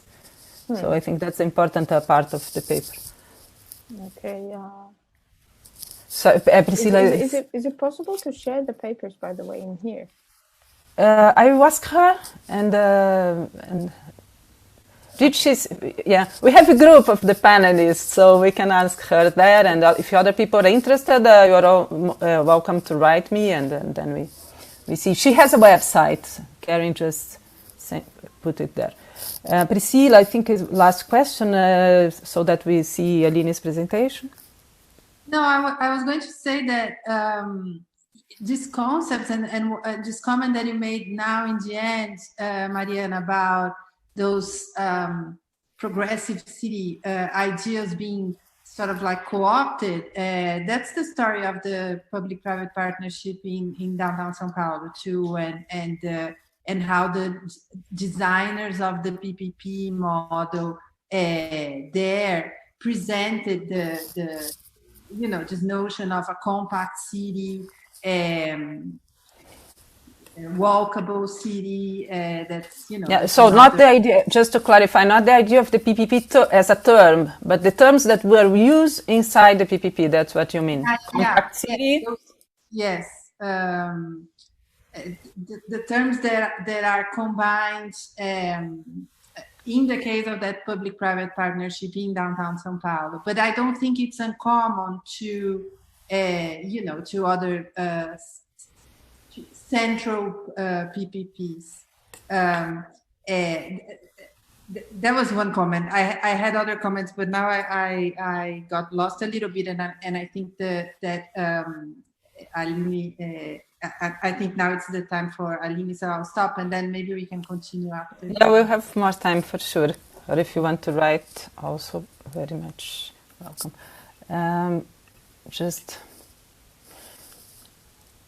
So I will share with you finally Aline's presentation. Aline, would you like to introduce yourself while I share the presentation? So, hi everyone, good afternoon or good morning, I don't know. My name is Aline. I am a PhD student at University of Campinas, Unicamp, Brazil. Mariana is my tutor, and I'm studying the Cuban real estate market. I am graduated and I had my master in economics, and my PhD is in economic development, especially urban economic development. And that's it. Thank you so much. Just for a change here. So sharing the screen.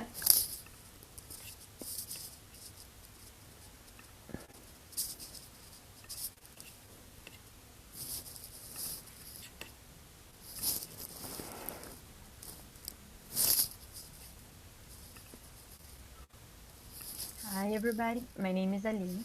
I am a PhD. Is it fine? Can you? Sorry? Can you hear the video? Is everything? Yes. Thank you so much. Student at University of Campinas, Unicamp, in Brazil.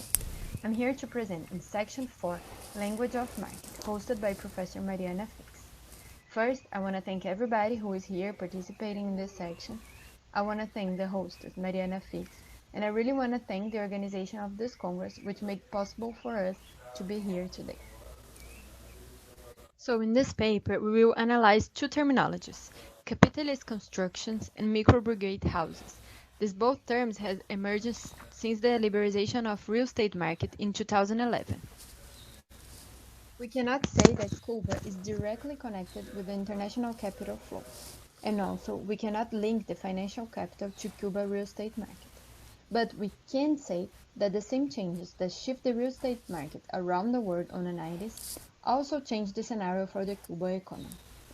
The end of the Soviet Union and the necessity to update the Cuban socialism to this new scenario has caused the transformations that resulted in the liberalization of real estate market, and along with it, the emergence of new agents, tools, practice, and terminologies.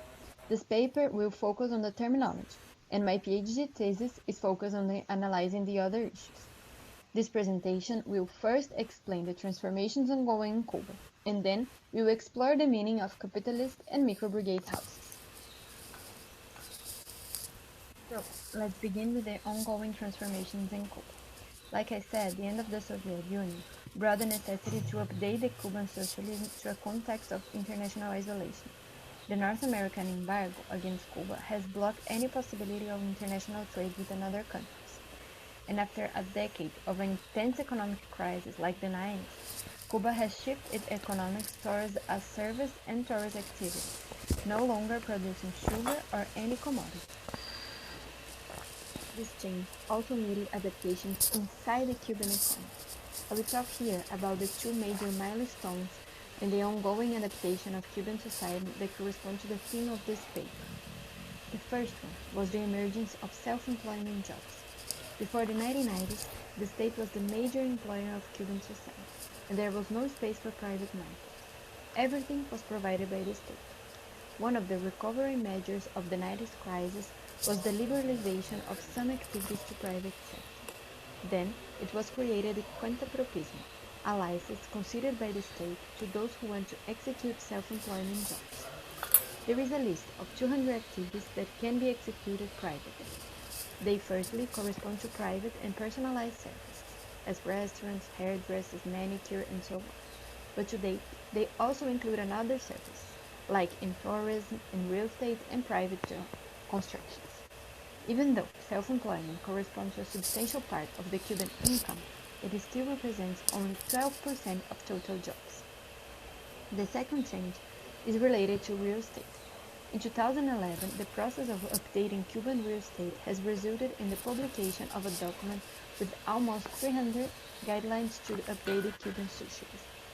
Those guidelines were elaborated on public discussions along the year, and this paper was presented in the 6th Congress of the Cuban Communist Party. Then, the real estate was once again authorized. We need to understand why the real estate market was prohibited in the first place. Since the colonial domination until the Republican period, the conditions of the workers' housing in Cuba were precarious. In the countryside, where the main economic commodity was produced, workers lived in bohíos, which were huts from indigenous native people. In the city, the Cuban bourgeoisie was the owner of most of the houses, which they rent to workers on exploitative values. The revolutionary government recognized that urban speculation was one of the major ways of exploitation in Cuba. So, in 1960, by the urban reform, all real estate market was prohibited. Renting was also prohibited, and every tenant became the owner of its home. By the 1980s, on the general housing law, there were a popular demand for moving homes, since families were living in the same place for 2 generations. Once again, markets were authorized. However, the emergency of house price speculation caused to be revoked 5 years later, establishing the permuta, that means swapping houses of equal size and quality, as the only possibility to move dwellings. Again, in 2011, this problem was once again a popular demand, and the real estate market was established with the constraint that only Cuban citizens could buy houses and that they were limited to 1 dwelling and 1 vacation home. The return of the real estate market has resulted in the emergence of new agents and new activities. Since 2011, real estate agencies and real estate leasing sites have arisen in Cuba, shaping how people engage with the new market. New professions were created, as home brokers and real estate agencies. Before 2011, houses were swapped by its owners in specific physical places, like squares, in Havana, in Paseo del Prado, by example, or by announcements made on newspapers or by personal contact. Today, it is possible to announce on TV, in special programs, in posters in front of the building, and on the internet. Estou na sessão que eu estou coordenando, eu já te mandei mensagem That sobre being isso. said, we need to make a parenthesis to explain the methodology of this paper. I have gathered information from interviews with real estate agents, sellers, and Cuba researchers on the subject during my internship in Cuba, and I have collected the data from real estate advertisements on 4 specialized websites: Detrás de la Fachada, Isla C, Por el Techo, and Zafiro. This database contains 975 announcements that were collected by web scraping methods, which is a technique to extract public data from web pages. The research was concentrated in Havana due to the amount of data available and the extent of real estate market in the city. In the data collected, we can see many references to capitalist houses. But what does it mean? Formally, it means all the constructions made in capitalist period, which is from colonial occupation in 1515 until 1958. But during this long amount of time, architecture and house style has changed along with the phases of urban occupation and its international influence. This is a map of Havana City. The first urban occupation was made by the Spanish, near Havana Bay, as today we know as Old Havana.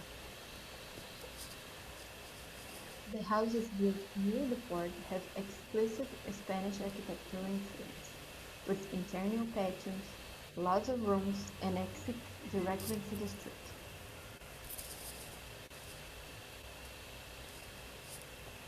After Cuban independence in 1902, its relationship with the U.S. went beyond economic deals to influence all spheres of life, including culture and architecture.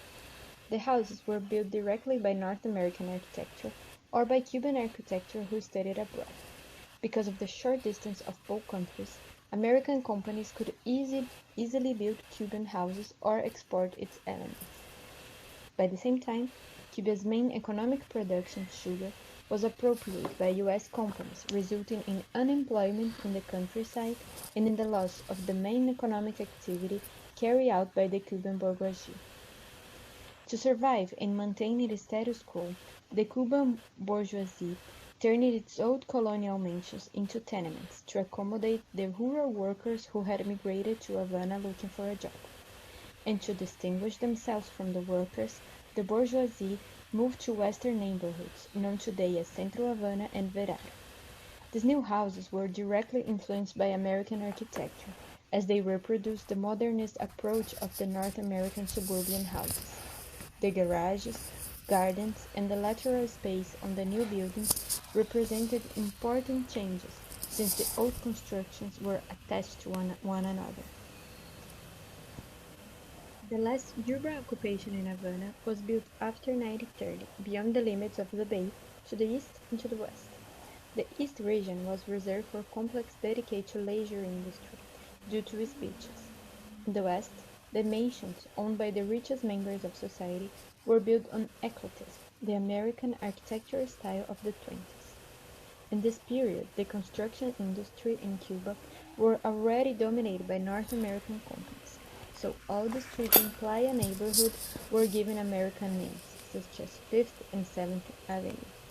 It is important to say that in this period, due to the growth of sugar industry, North America interested were to transform Cuba in a leisure point. Las Vegas project was originally thought to be built in Havana. Because of the social and economic improvements in Cuba welfare in the 1970s, the construction sector became stigmatized, resulting in labor shortages. As housing was one of the main agendas of the Cuban Revolution, there was a kind of an urgency to build new homes. To fulfill this need, the micro-brigades were created. It was a kind of a task force or a social movement made up of 33 workers, considered the best workers on the workplace. They were allocated to build homes and Uber services for a period of time. By then, more than 82,000 homes were constructed in this movement. What was possible because the Soviet Union have donated a precast factory that generated standard solutions, easy and fast to build. Despite the labor reallocation problem, micro-brigades also meet the subjective agenda of the revolutionary government, to strengthen the revolutionary spirit by sharing the responsibilities and effort through the population, engaging them in collective work. Now, if we look to the data collected, we can see that 64% of the announcements refer to capitalist houses. This distribution does not correspond to the housing stock distribution in Havana, where only 49% is made up of buildings built before the revolution. The square meter of a capitalist house cost $616, and a micro-brigade square meter cost $416. The difference between them is usually attributed to the quality of the building. Capitalist houses use mentoring construction, high-quality materials, and imported fixtures. In contrast, microbrigades were mass-constructed buildings, using standardized components, built by laymen, and as a result, present structural problems and poor finishes, while capitalist houses appear to be more resistant. However, if we look to the result of the last census in graphic 1, we can see that the microbrigade houses built from 1971 to 1989 are less deteriorated than the capitalist. So what can explain the differences? If we look at the content of the announcements, we can prove the hypothesis of the Cuban scholars and homebrokers that the capitalist houses are identified by the potential use in self-employment jobs, especially in tourism sector. Since their architectural style, aesthetics, and localization favor commercial use, as guest house, hotels, and restaurants, as we show in this picture. The first one shows a kind of a small hostel, and the second one shows a restaurant that takes place inside of a house. So we can have some conclusions. In this case, the better valuation of capitalist houses doesn't only mean that those houses have better attributes. To have a capitalist house in Cuba today means that you have an asset that not only will provide you the possibility of a new income source, by being used as a business, for example, but shows that you are in a different position in Cuban society, as an entrepreneur that is helping to build this new phase of Cuban socialism. If in the 1980s, the heroes were the microbrigades that receive a microbrigade house for their efforts and their communitary work, the heroes now are the individuals that can turn their assets into business. So the term capitalist for homes does not mean the building new, but also is being used as a synonymous of capital value. This brings a warning, more than a conclusion, that the development of these differences under Cuban real estate has the potential for developing social differences never seen under Cuban socialism. So with this conclusion, I think we can start a discussion on this theme. I hope that the presentation was understandable despite my Brazilian accent, all the noises and birds and cars, and the microphone intervention.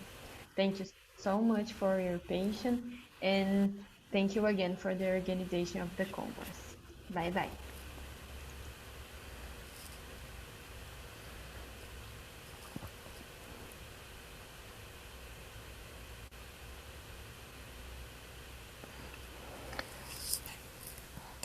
Okay, thank you so much, Aline. Lots of references. Perhaps if someone gets interested, better you send to them. So feel free to write Aline here as well.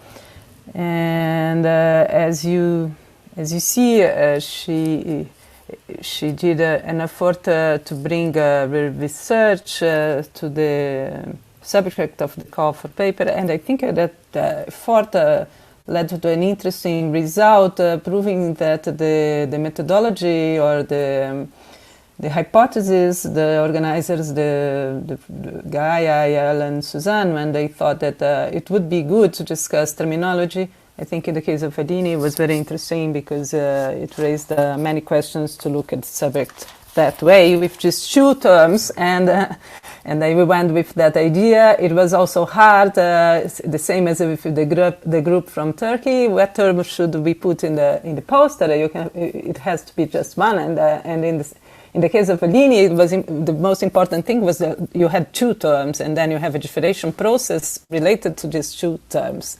Anyway, so the two terms now you know. Micro brigade and capitalist house. The thing was that if we put in the poster capitalist house, what people would think about it? They have no clue that it's on Cuba and what was going on there. It's something very new. So that's for us to discuss right now. If someone have questions or comments, most welcome right now to raise them. I have a question, just a question of content. So who is allowed to buy in Cuba? Just Cubans. Did I understand that correctly?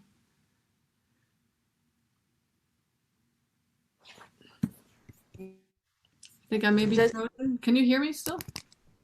Or Aline might be frozen. Can you hear me? Yeah, yes, we can. I think Aline is frozen.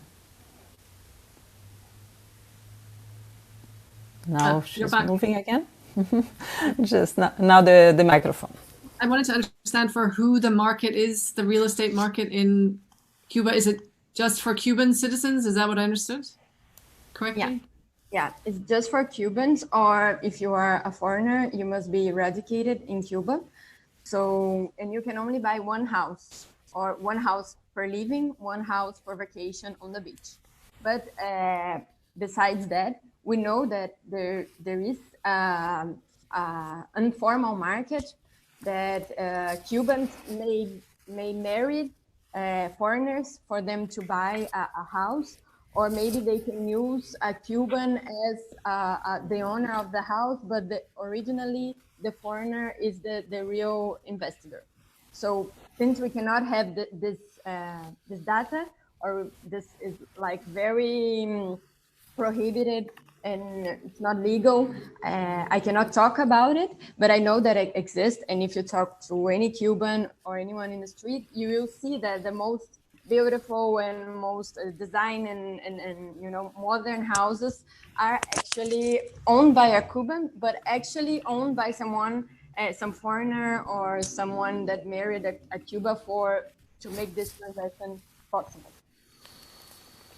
And could you briefly summarize the logic in 2011, why they changed the system? Yeah.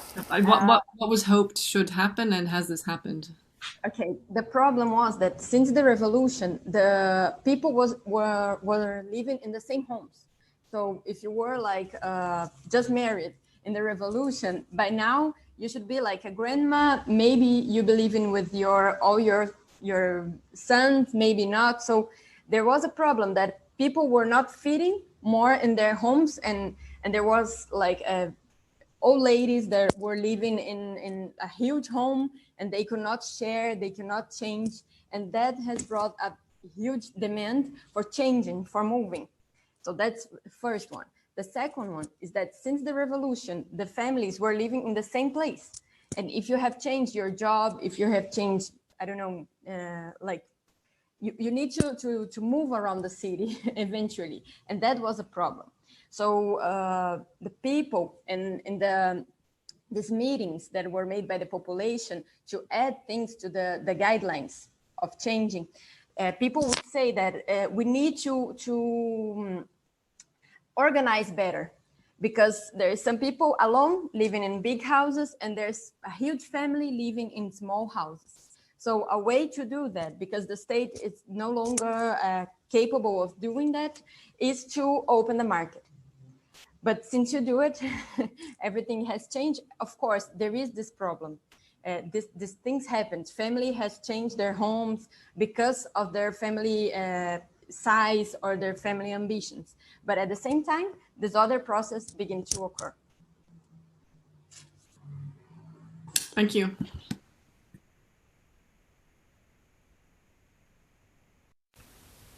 Yeah, other process you can imagine, since you have a real estate market, the issue of speculation, I don't know if that's what you mean, Aline, but the issue of speculation, the possibility of speculation with housing, and all the distortions created when you have a real estate market.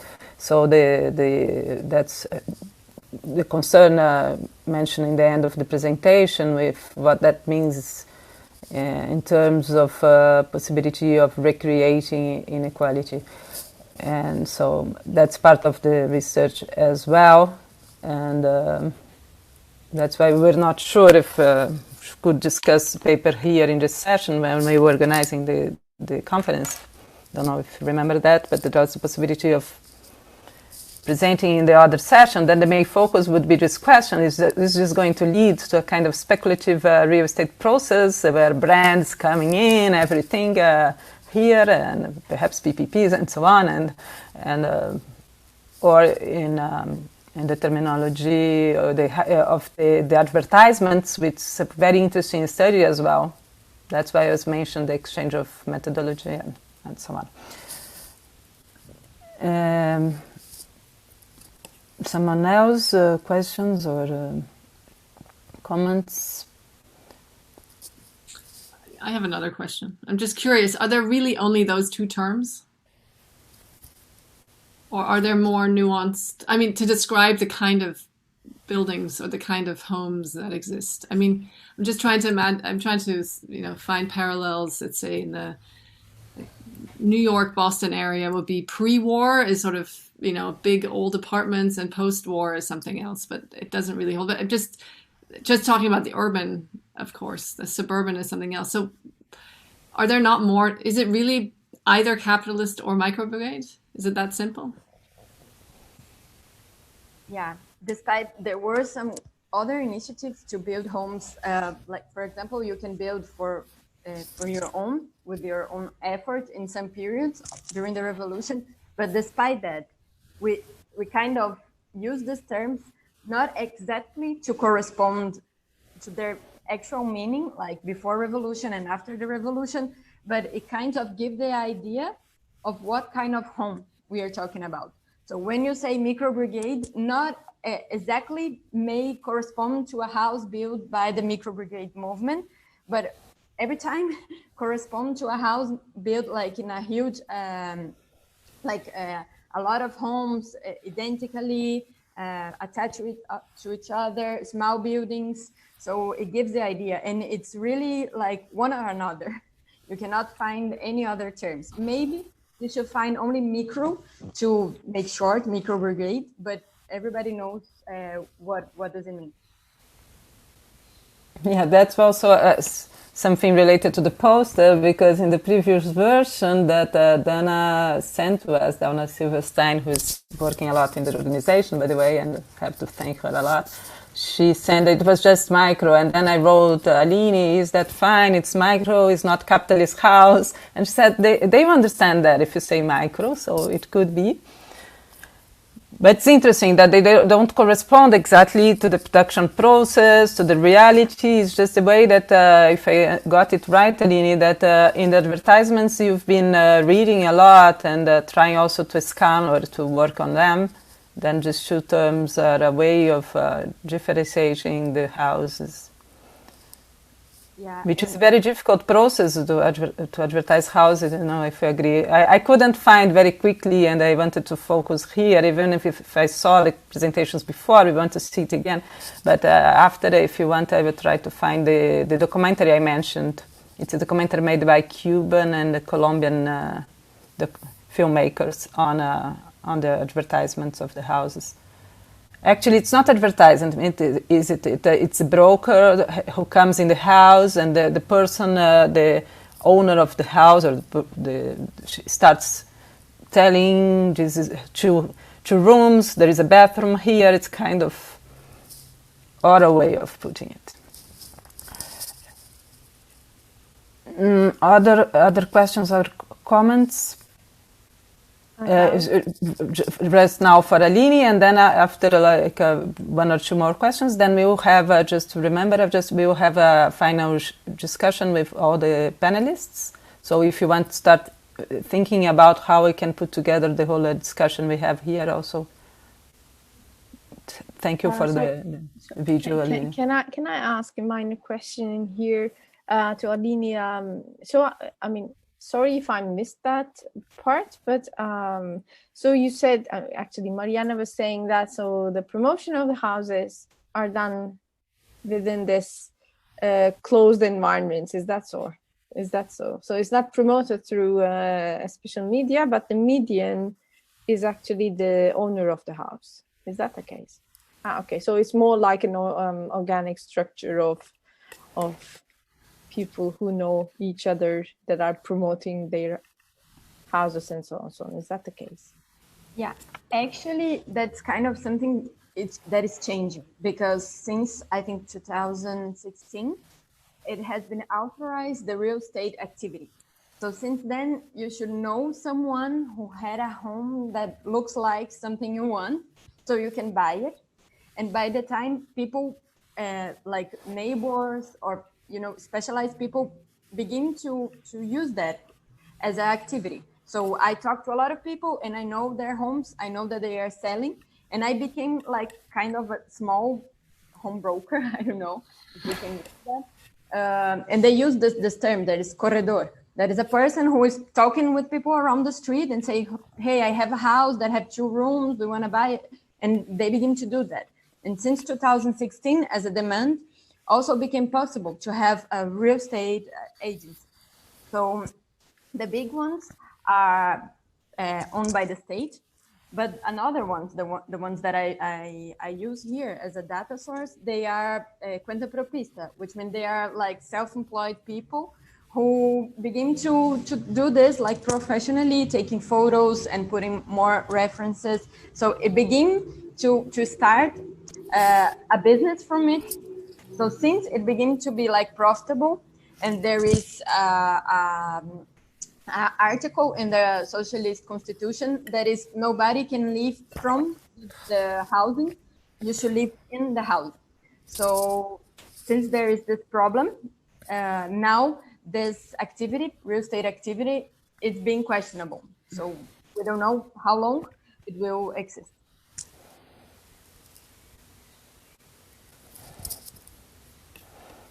If someone wants to clarify anything specific about the Aline presentation, that's the last opportunity. Not the last opportunity. We hope we have a dialogue from here, and we are going to talk later also. And if not, then we go to the last part of our session, which means that we're going to talk about all the panelists, all the presentations. And if you still have questions for Aline, you can still ask, but you can also ask questions for the other panelists and also try to find connections between them. And the panelists are most welcome as well if you want to ask questions for each other.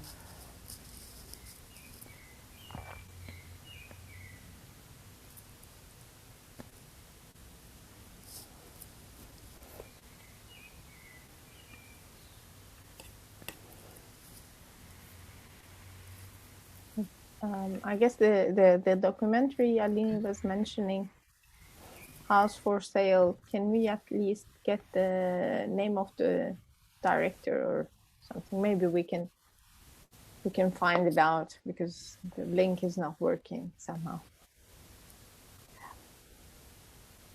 Oh. Thank you. So it's a very, very quick answer. Okay. Yeah.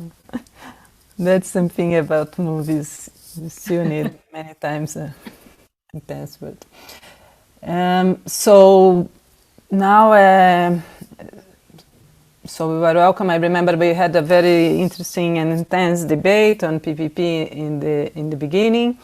We had to interrupt it, so it's also a possibility if you want to go back to any of those issues. Also, there were some terms that were used by many of you, like investment, investors, investing now in the Cuban market, investors from abroad, or people who to live. So this perhaps is a term that all of you mentioned. But anyway, just I'd like to hear more you than make my own comments now.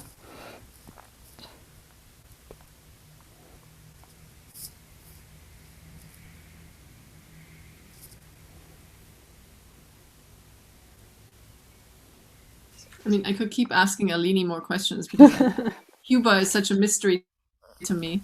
So I'm sort of imagining there's also that this law that you were talking about is for individual transactions.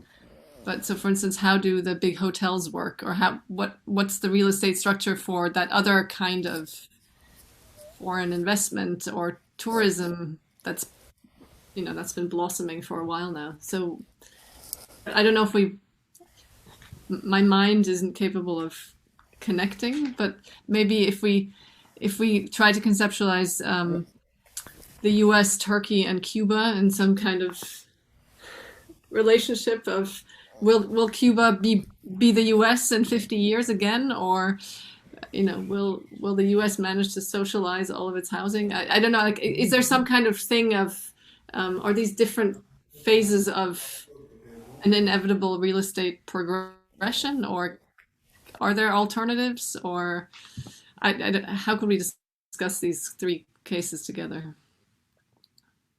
But maybe we can start with like, so how do the big hotels work in Cuba? Just as to get at sort of the whole landscape there. That's difficult because it's a whole other world.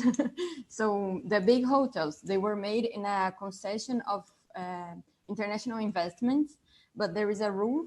So the state is the owner of 51% of the hotel, and by them the state must give the place, the land where the hotel should be located, and that must it's the value of 51% of the price of the capital of the hotel, and the other 49% is foreign investments. And then what we have Canadians, especially, we have Spanish investments, and sometimes in other countries investments. But the big hotel chain is the Meliá, which I think is Spanish.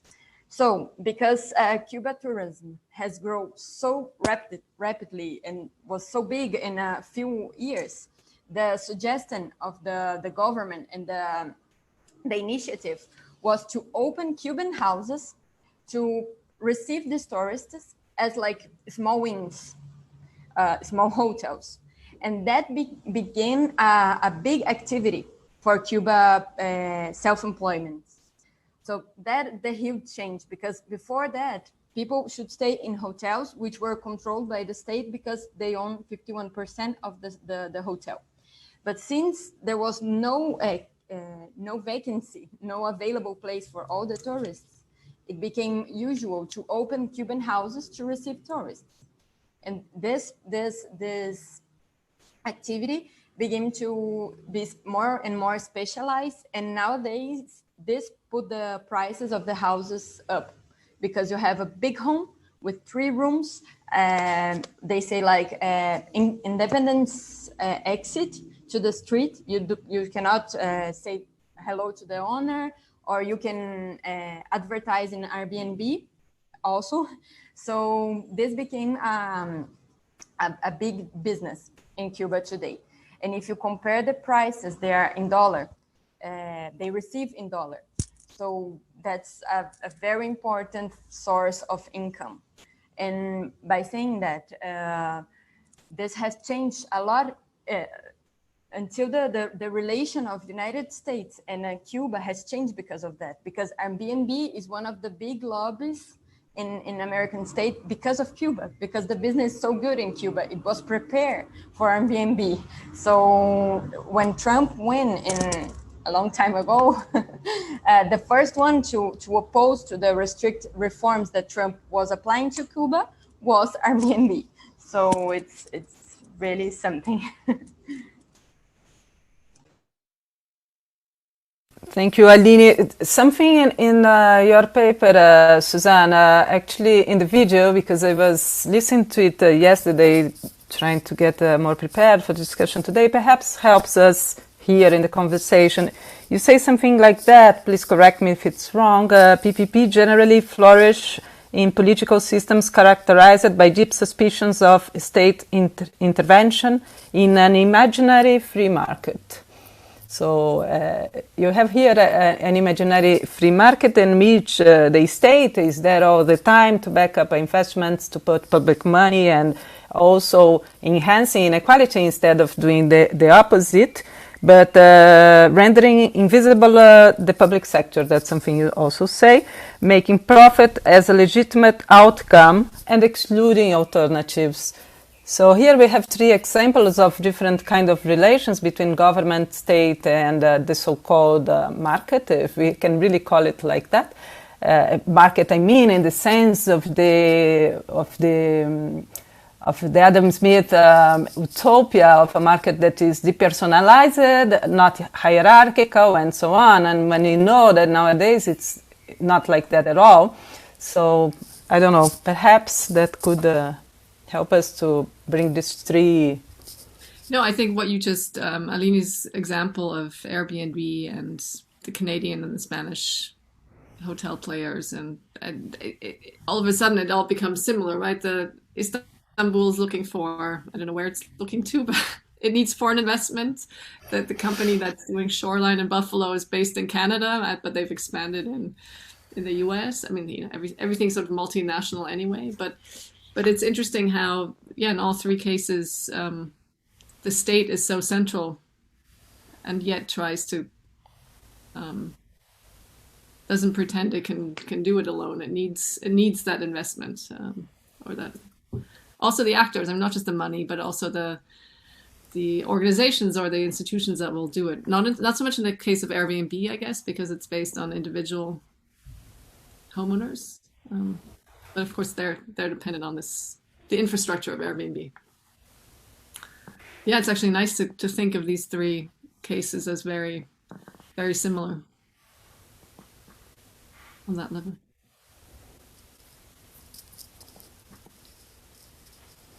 Also, I think something, Demet and Priscilla want to talk, so I'll comment later if we have to. About Turkey's foreign investment is looking towards the Middle East. So, sorry? Zana. Turkey's investment, like foreign investment projection is looking towards the Middle East. Therefore, it's more like all the advertisements. Therefore, it is mostly in Arabic as well. But about the actors, I was thinking to also share that, in fact, with you. Maybe it's not only the state itself, of course, but this real estate trust funds, even besides the municipalities construction units. We also have this. I mean, it's a huge support from the private investment, private sector. So it's like, you know, they're all uniting for somehow, you know, to you know, like, you know, yeah, manage a mega project or a major construction implementation. And in that case, nobody can stand against them. It's like a huge and imbalanced battle, let's say. At least the case in here. And I guess it's the case, similar case in Aline's presentation as well. It was quite visible.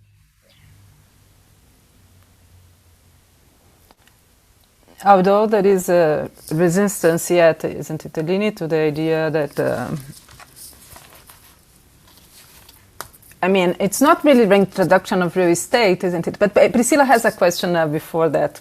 Perhaps you could comment the differences. Yeah, no, I wanted to disagree a little bit with Suzanne, sorry, because I don't really see these cases as so similar.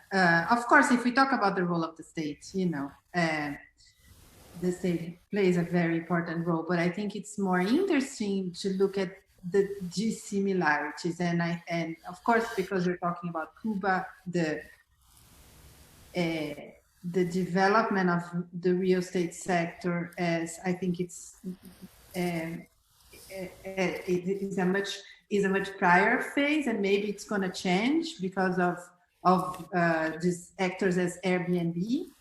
And then I think that perhaps one way to differentiate is looking at the actors. I think you don't have, right, Aline, it didn't sound that you have this large real estate developers yet, or the state becoming a developer, as I don't know, that's what I argued in the study of the PPP in São Paulo and these other cases. I mean, in my dissertation, but also these other cases in the US and in Turkey are showing. I don't know. Can you guys comment on that?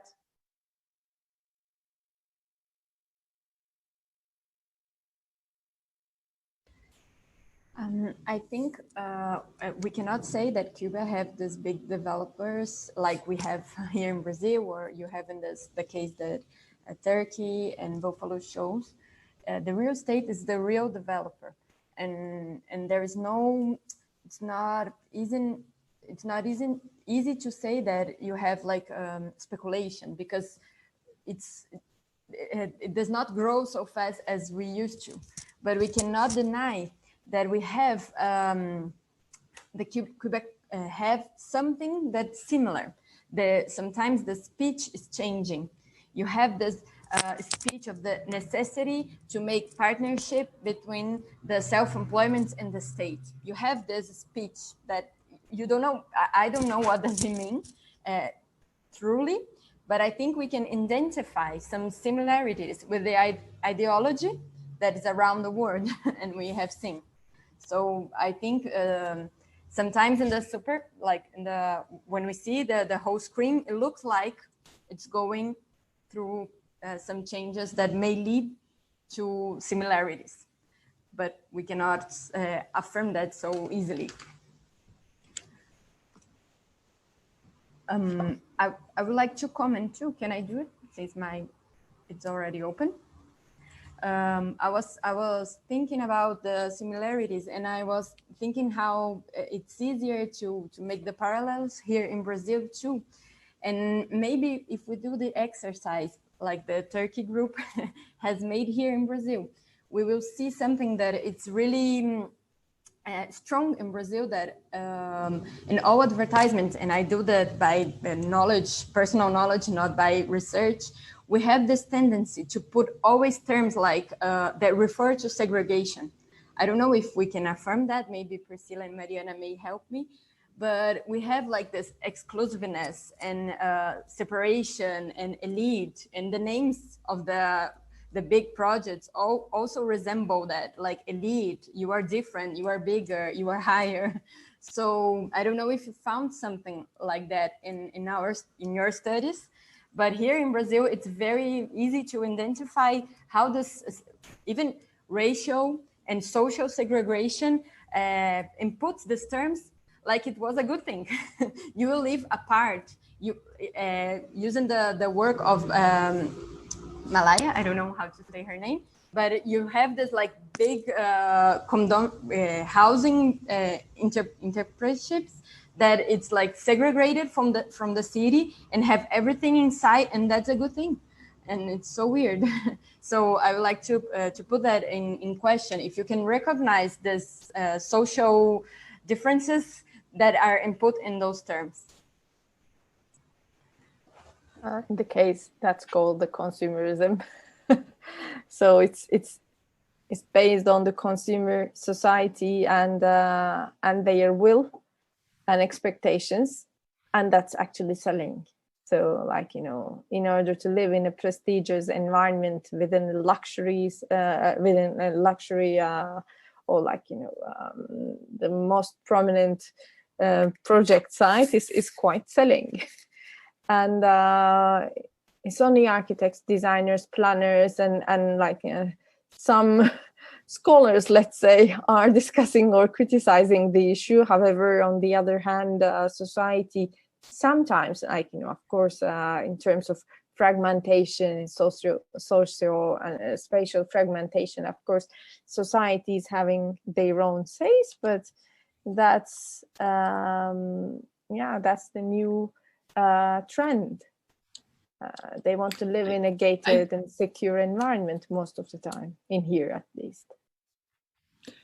I mean, I think that's probably the case in the US, but if you look at the marketing for developments in cities, even if they're super high-end and exclusive, the two terms that come to mind most are vibrant and diverse, right? So that you know, it's like you're living in a city because you can go downstairs and there's, you know, a cafe and a restaurant and this and a shop, and that's usually captured in those terms, which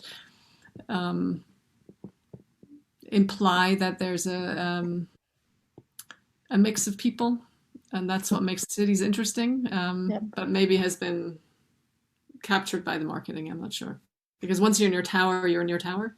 Yeah, that's right. I'd say that. So yeah, probably the marketing for urban locations is very different than more suburban places. And I don't know how that's changing with the pandemic. So I don't know how much city living is still going to continue upwards or not. Vibrant and diverse is two terms very much used in another documentary called, perhaps you know, Susanne, My Brooklyn. Did you see it? It's a very interesting documentary. It's a Canadian filmmaker, and she moves to Brooklyn, and then she realizes that every time she moves to a vibrant and diverse community, it's a term that we discussed in the other session, community is also, I think it's important, then these neighborhoods start changing, and then she realized, perhaps I'm part of this change, what's going on, and then she's at CUNY, at the Graduate Center, she talks to Tomangotti, she does a very interesting research, I don't know exactly how she did it, but then there is this documentary called My Brooklyn, perhaps it's interesting to think about that, and I think there is something that then it's very specific about the US and the patterns of segregation you have there. When we say segregation, segregation would be an interesting term as well. Here, in an even more unequal society, has a different, slightly different meaning. So then the advertisement terms are also different. What I'm trying just to suggest there is a connection on the terms using the advertisement and the social structure of each country, the pattern of accumulation, and so on. I don't know if you agree with that. And also Nimrod. Yeah. Sorry if I don't pronounce correctly your name. Okay. I have a question both for the Brazilian and Turkish about whether the new building neighborhoods are a kind of disconnected bubble neighborhoods. They are very common in Israel, and I was wondering if it's the same in Brazil and Turkey. And in Israel, in the last maybe decades, maybe less, there is the most prestigious housing is in the center of the city. So it changed from the bubble neighborhoods to the center of the city. And I was wondering if there's the same process in these countries as well. Who goes first? Aline? You? Me? Okay. Okay, so Istanbul is quite large city and it's expanding. The reason that this before the reason, but the city is within two continents, so it's growing towards the Asian part and it's growing towards the European part. And since it's growing rapidly and it's more than 16 million population, I mean, like, you know, therefore the city's historic city center, historic core is at the very corner of the Bosphorus, which is on the European side. So the city has today more than one city centers, so like, you know, central locations, let's say. One of them is in the Asian part. And a second one in the Asian part is proposed even through an international competition. And the third one is announced actually adjacent to the Kanal Istanbul project. And it's implemented, like, you know, since this millennium, Bahçeşehir and Başakşehir, these areas are highly proposed as not only as satellite towns, but like new city centers of the new city of Istanbul. And Kanal Istanbul is, in fact, is part of, and new Istanbul, the settlement, the housing settlement is part of a huge mega project of containing three projects, in fact. One is the recent airport construction we had in the city of Istanbul. One is the third and the final bridge over the Bosphorus. It's actually connected, like, you know, it's a new housing area, so it means it's already proposed as that you don't have to go to the city center. And the promotions are already saying that it's right at the heart of the city, it's close to the major connection pathways, close to the airport, close to the bridge, and the highway, and close to shopping malls.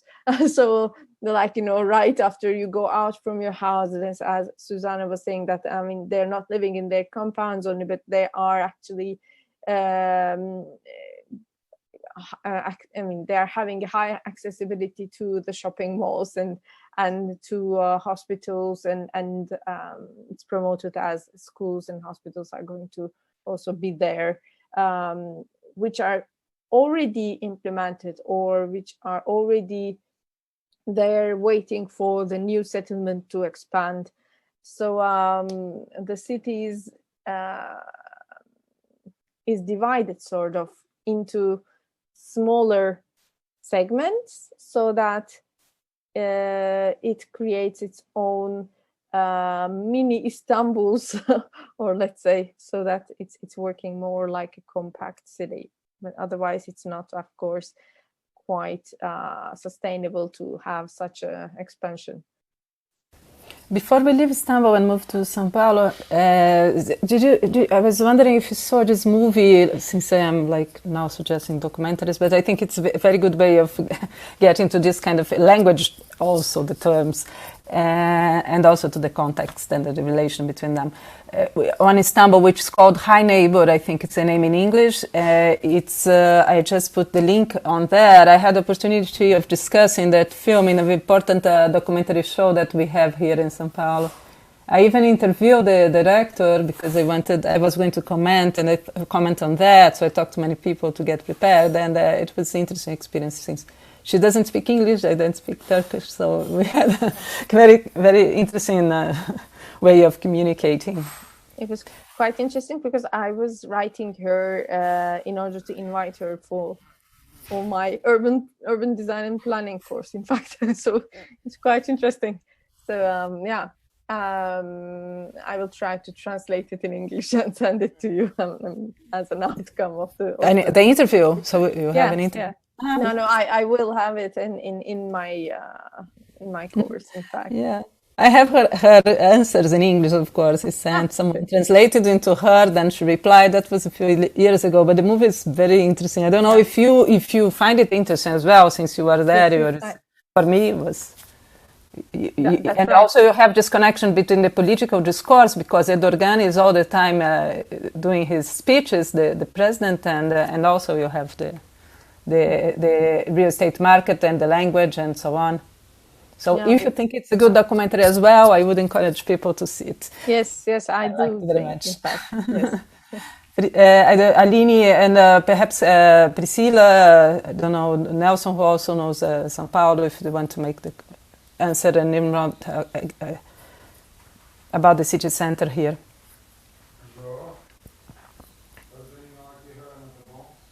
I first want to say that it's very hard for us Brazilians to have a pattern of Brazil because it's very huge and have a lot of differences between regions. And if you see like Rio de Janeiro and then São Paulo, it's totally different. But I think we have the specialists here, like Priscilla and Mariana in São Paulo, that can talk.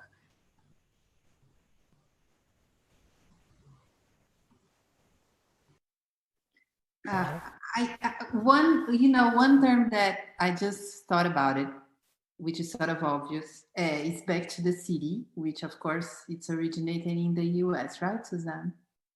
The back to the city movement, and I think it's designed because I keep thinking of this public-private partnership and the central city territory as also something to explore. Maybe it's not everywhere. In São Paulo, the PPP that worked is in the city center, but there are others more peripheral. But then again, because the metropolitan area of São Paulo is so dense, it's in the periphery of the city, but still very central. But I think going back to this idea of the redevelopment of the central city and the going back to a more urban life, to live in compact cities, is associated to this privatization of development. That's yeah, that's what I was thinking. Perhaps you could share your article on the PPP in the city center of São Paulo. I think it's in English, isn't it?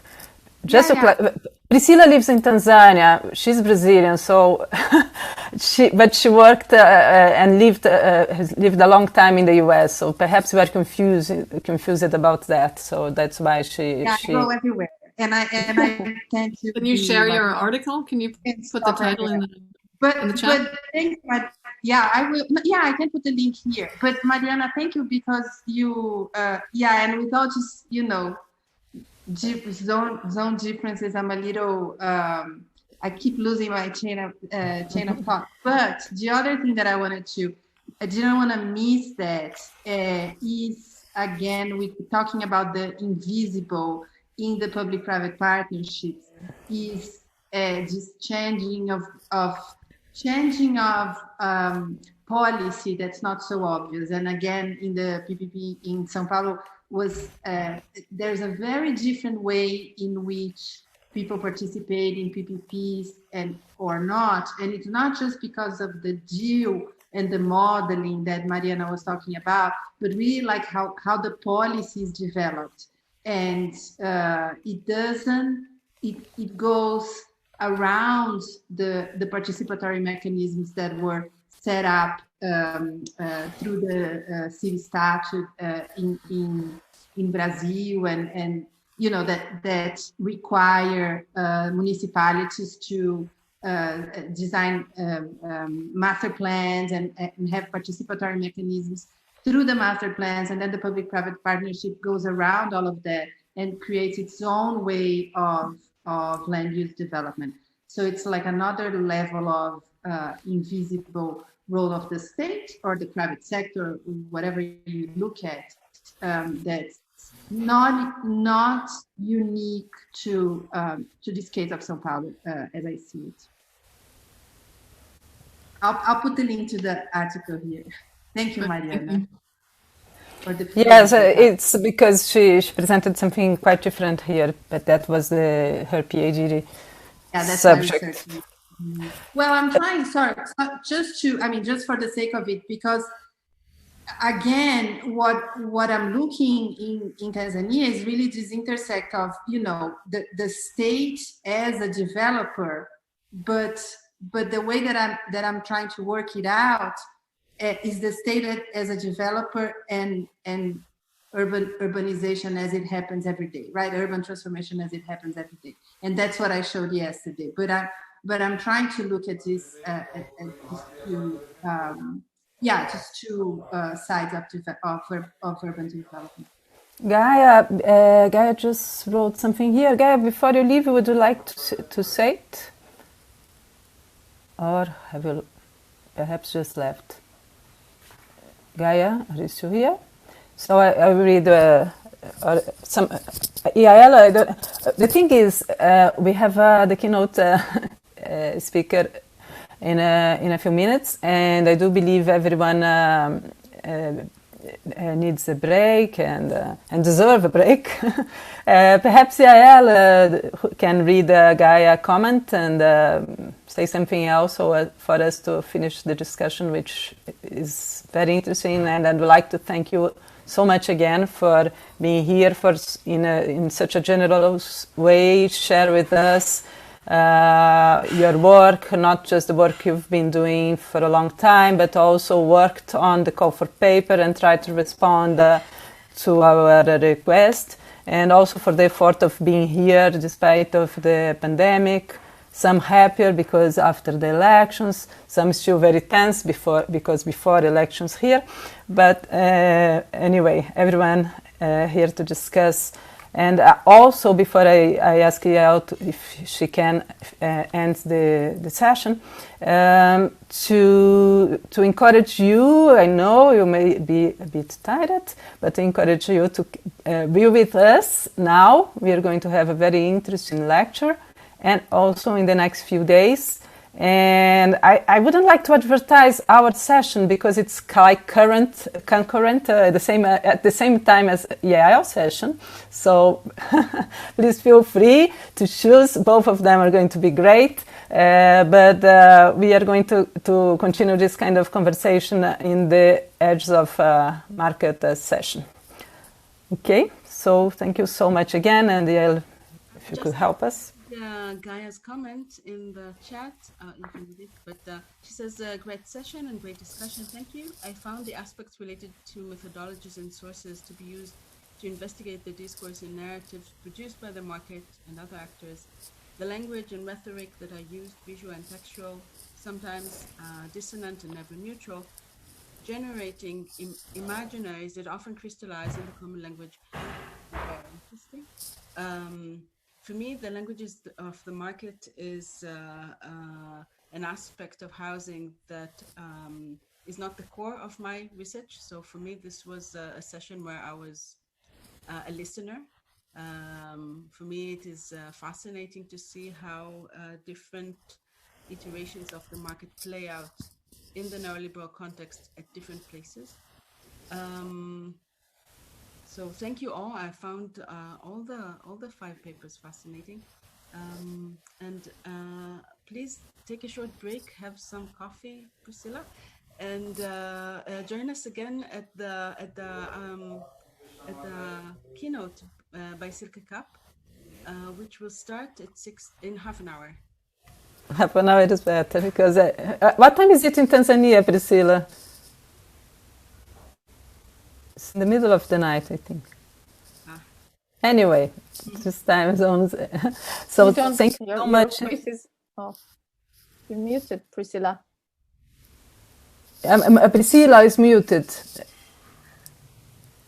I'm not going to make it so complicated and say that in South Africa. So in Tanzania, it's 7, and in my location, it's 6. Okay, so it's kind of big effort. We also wake up very early here in São Paulo. Susanne, even earlier, isn't it, Susanne? 11 a.m. It's okay. It starts, no, when we start. 5 a.m. Thank you for moderating, Mariana, and thank you. Very nice to meet you, Aline and Demet, and your 2 colleagues also. And thank you for asking questions, everyone, or commenting. Nice session. Thank you. Thank you all. Thank you, everybody. Thank you so much, Yael. And we see you soon. Bye-bye. Thank you. Bye.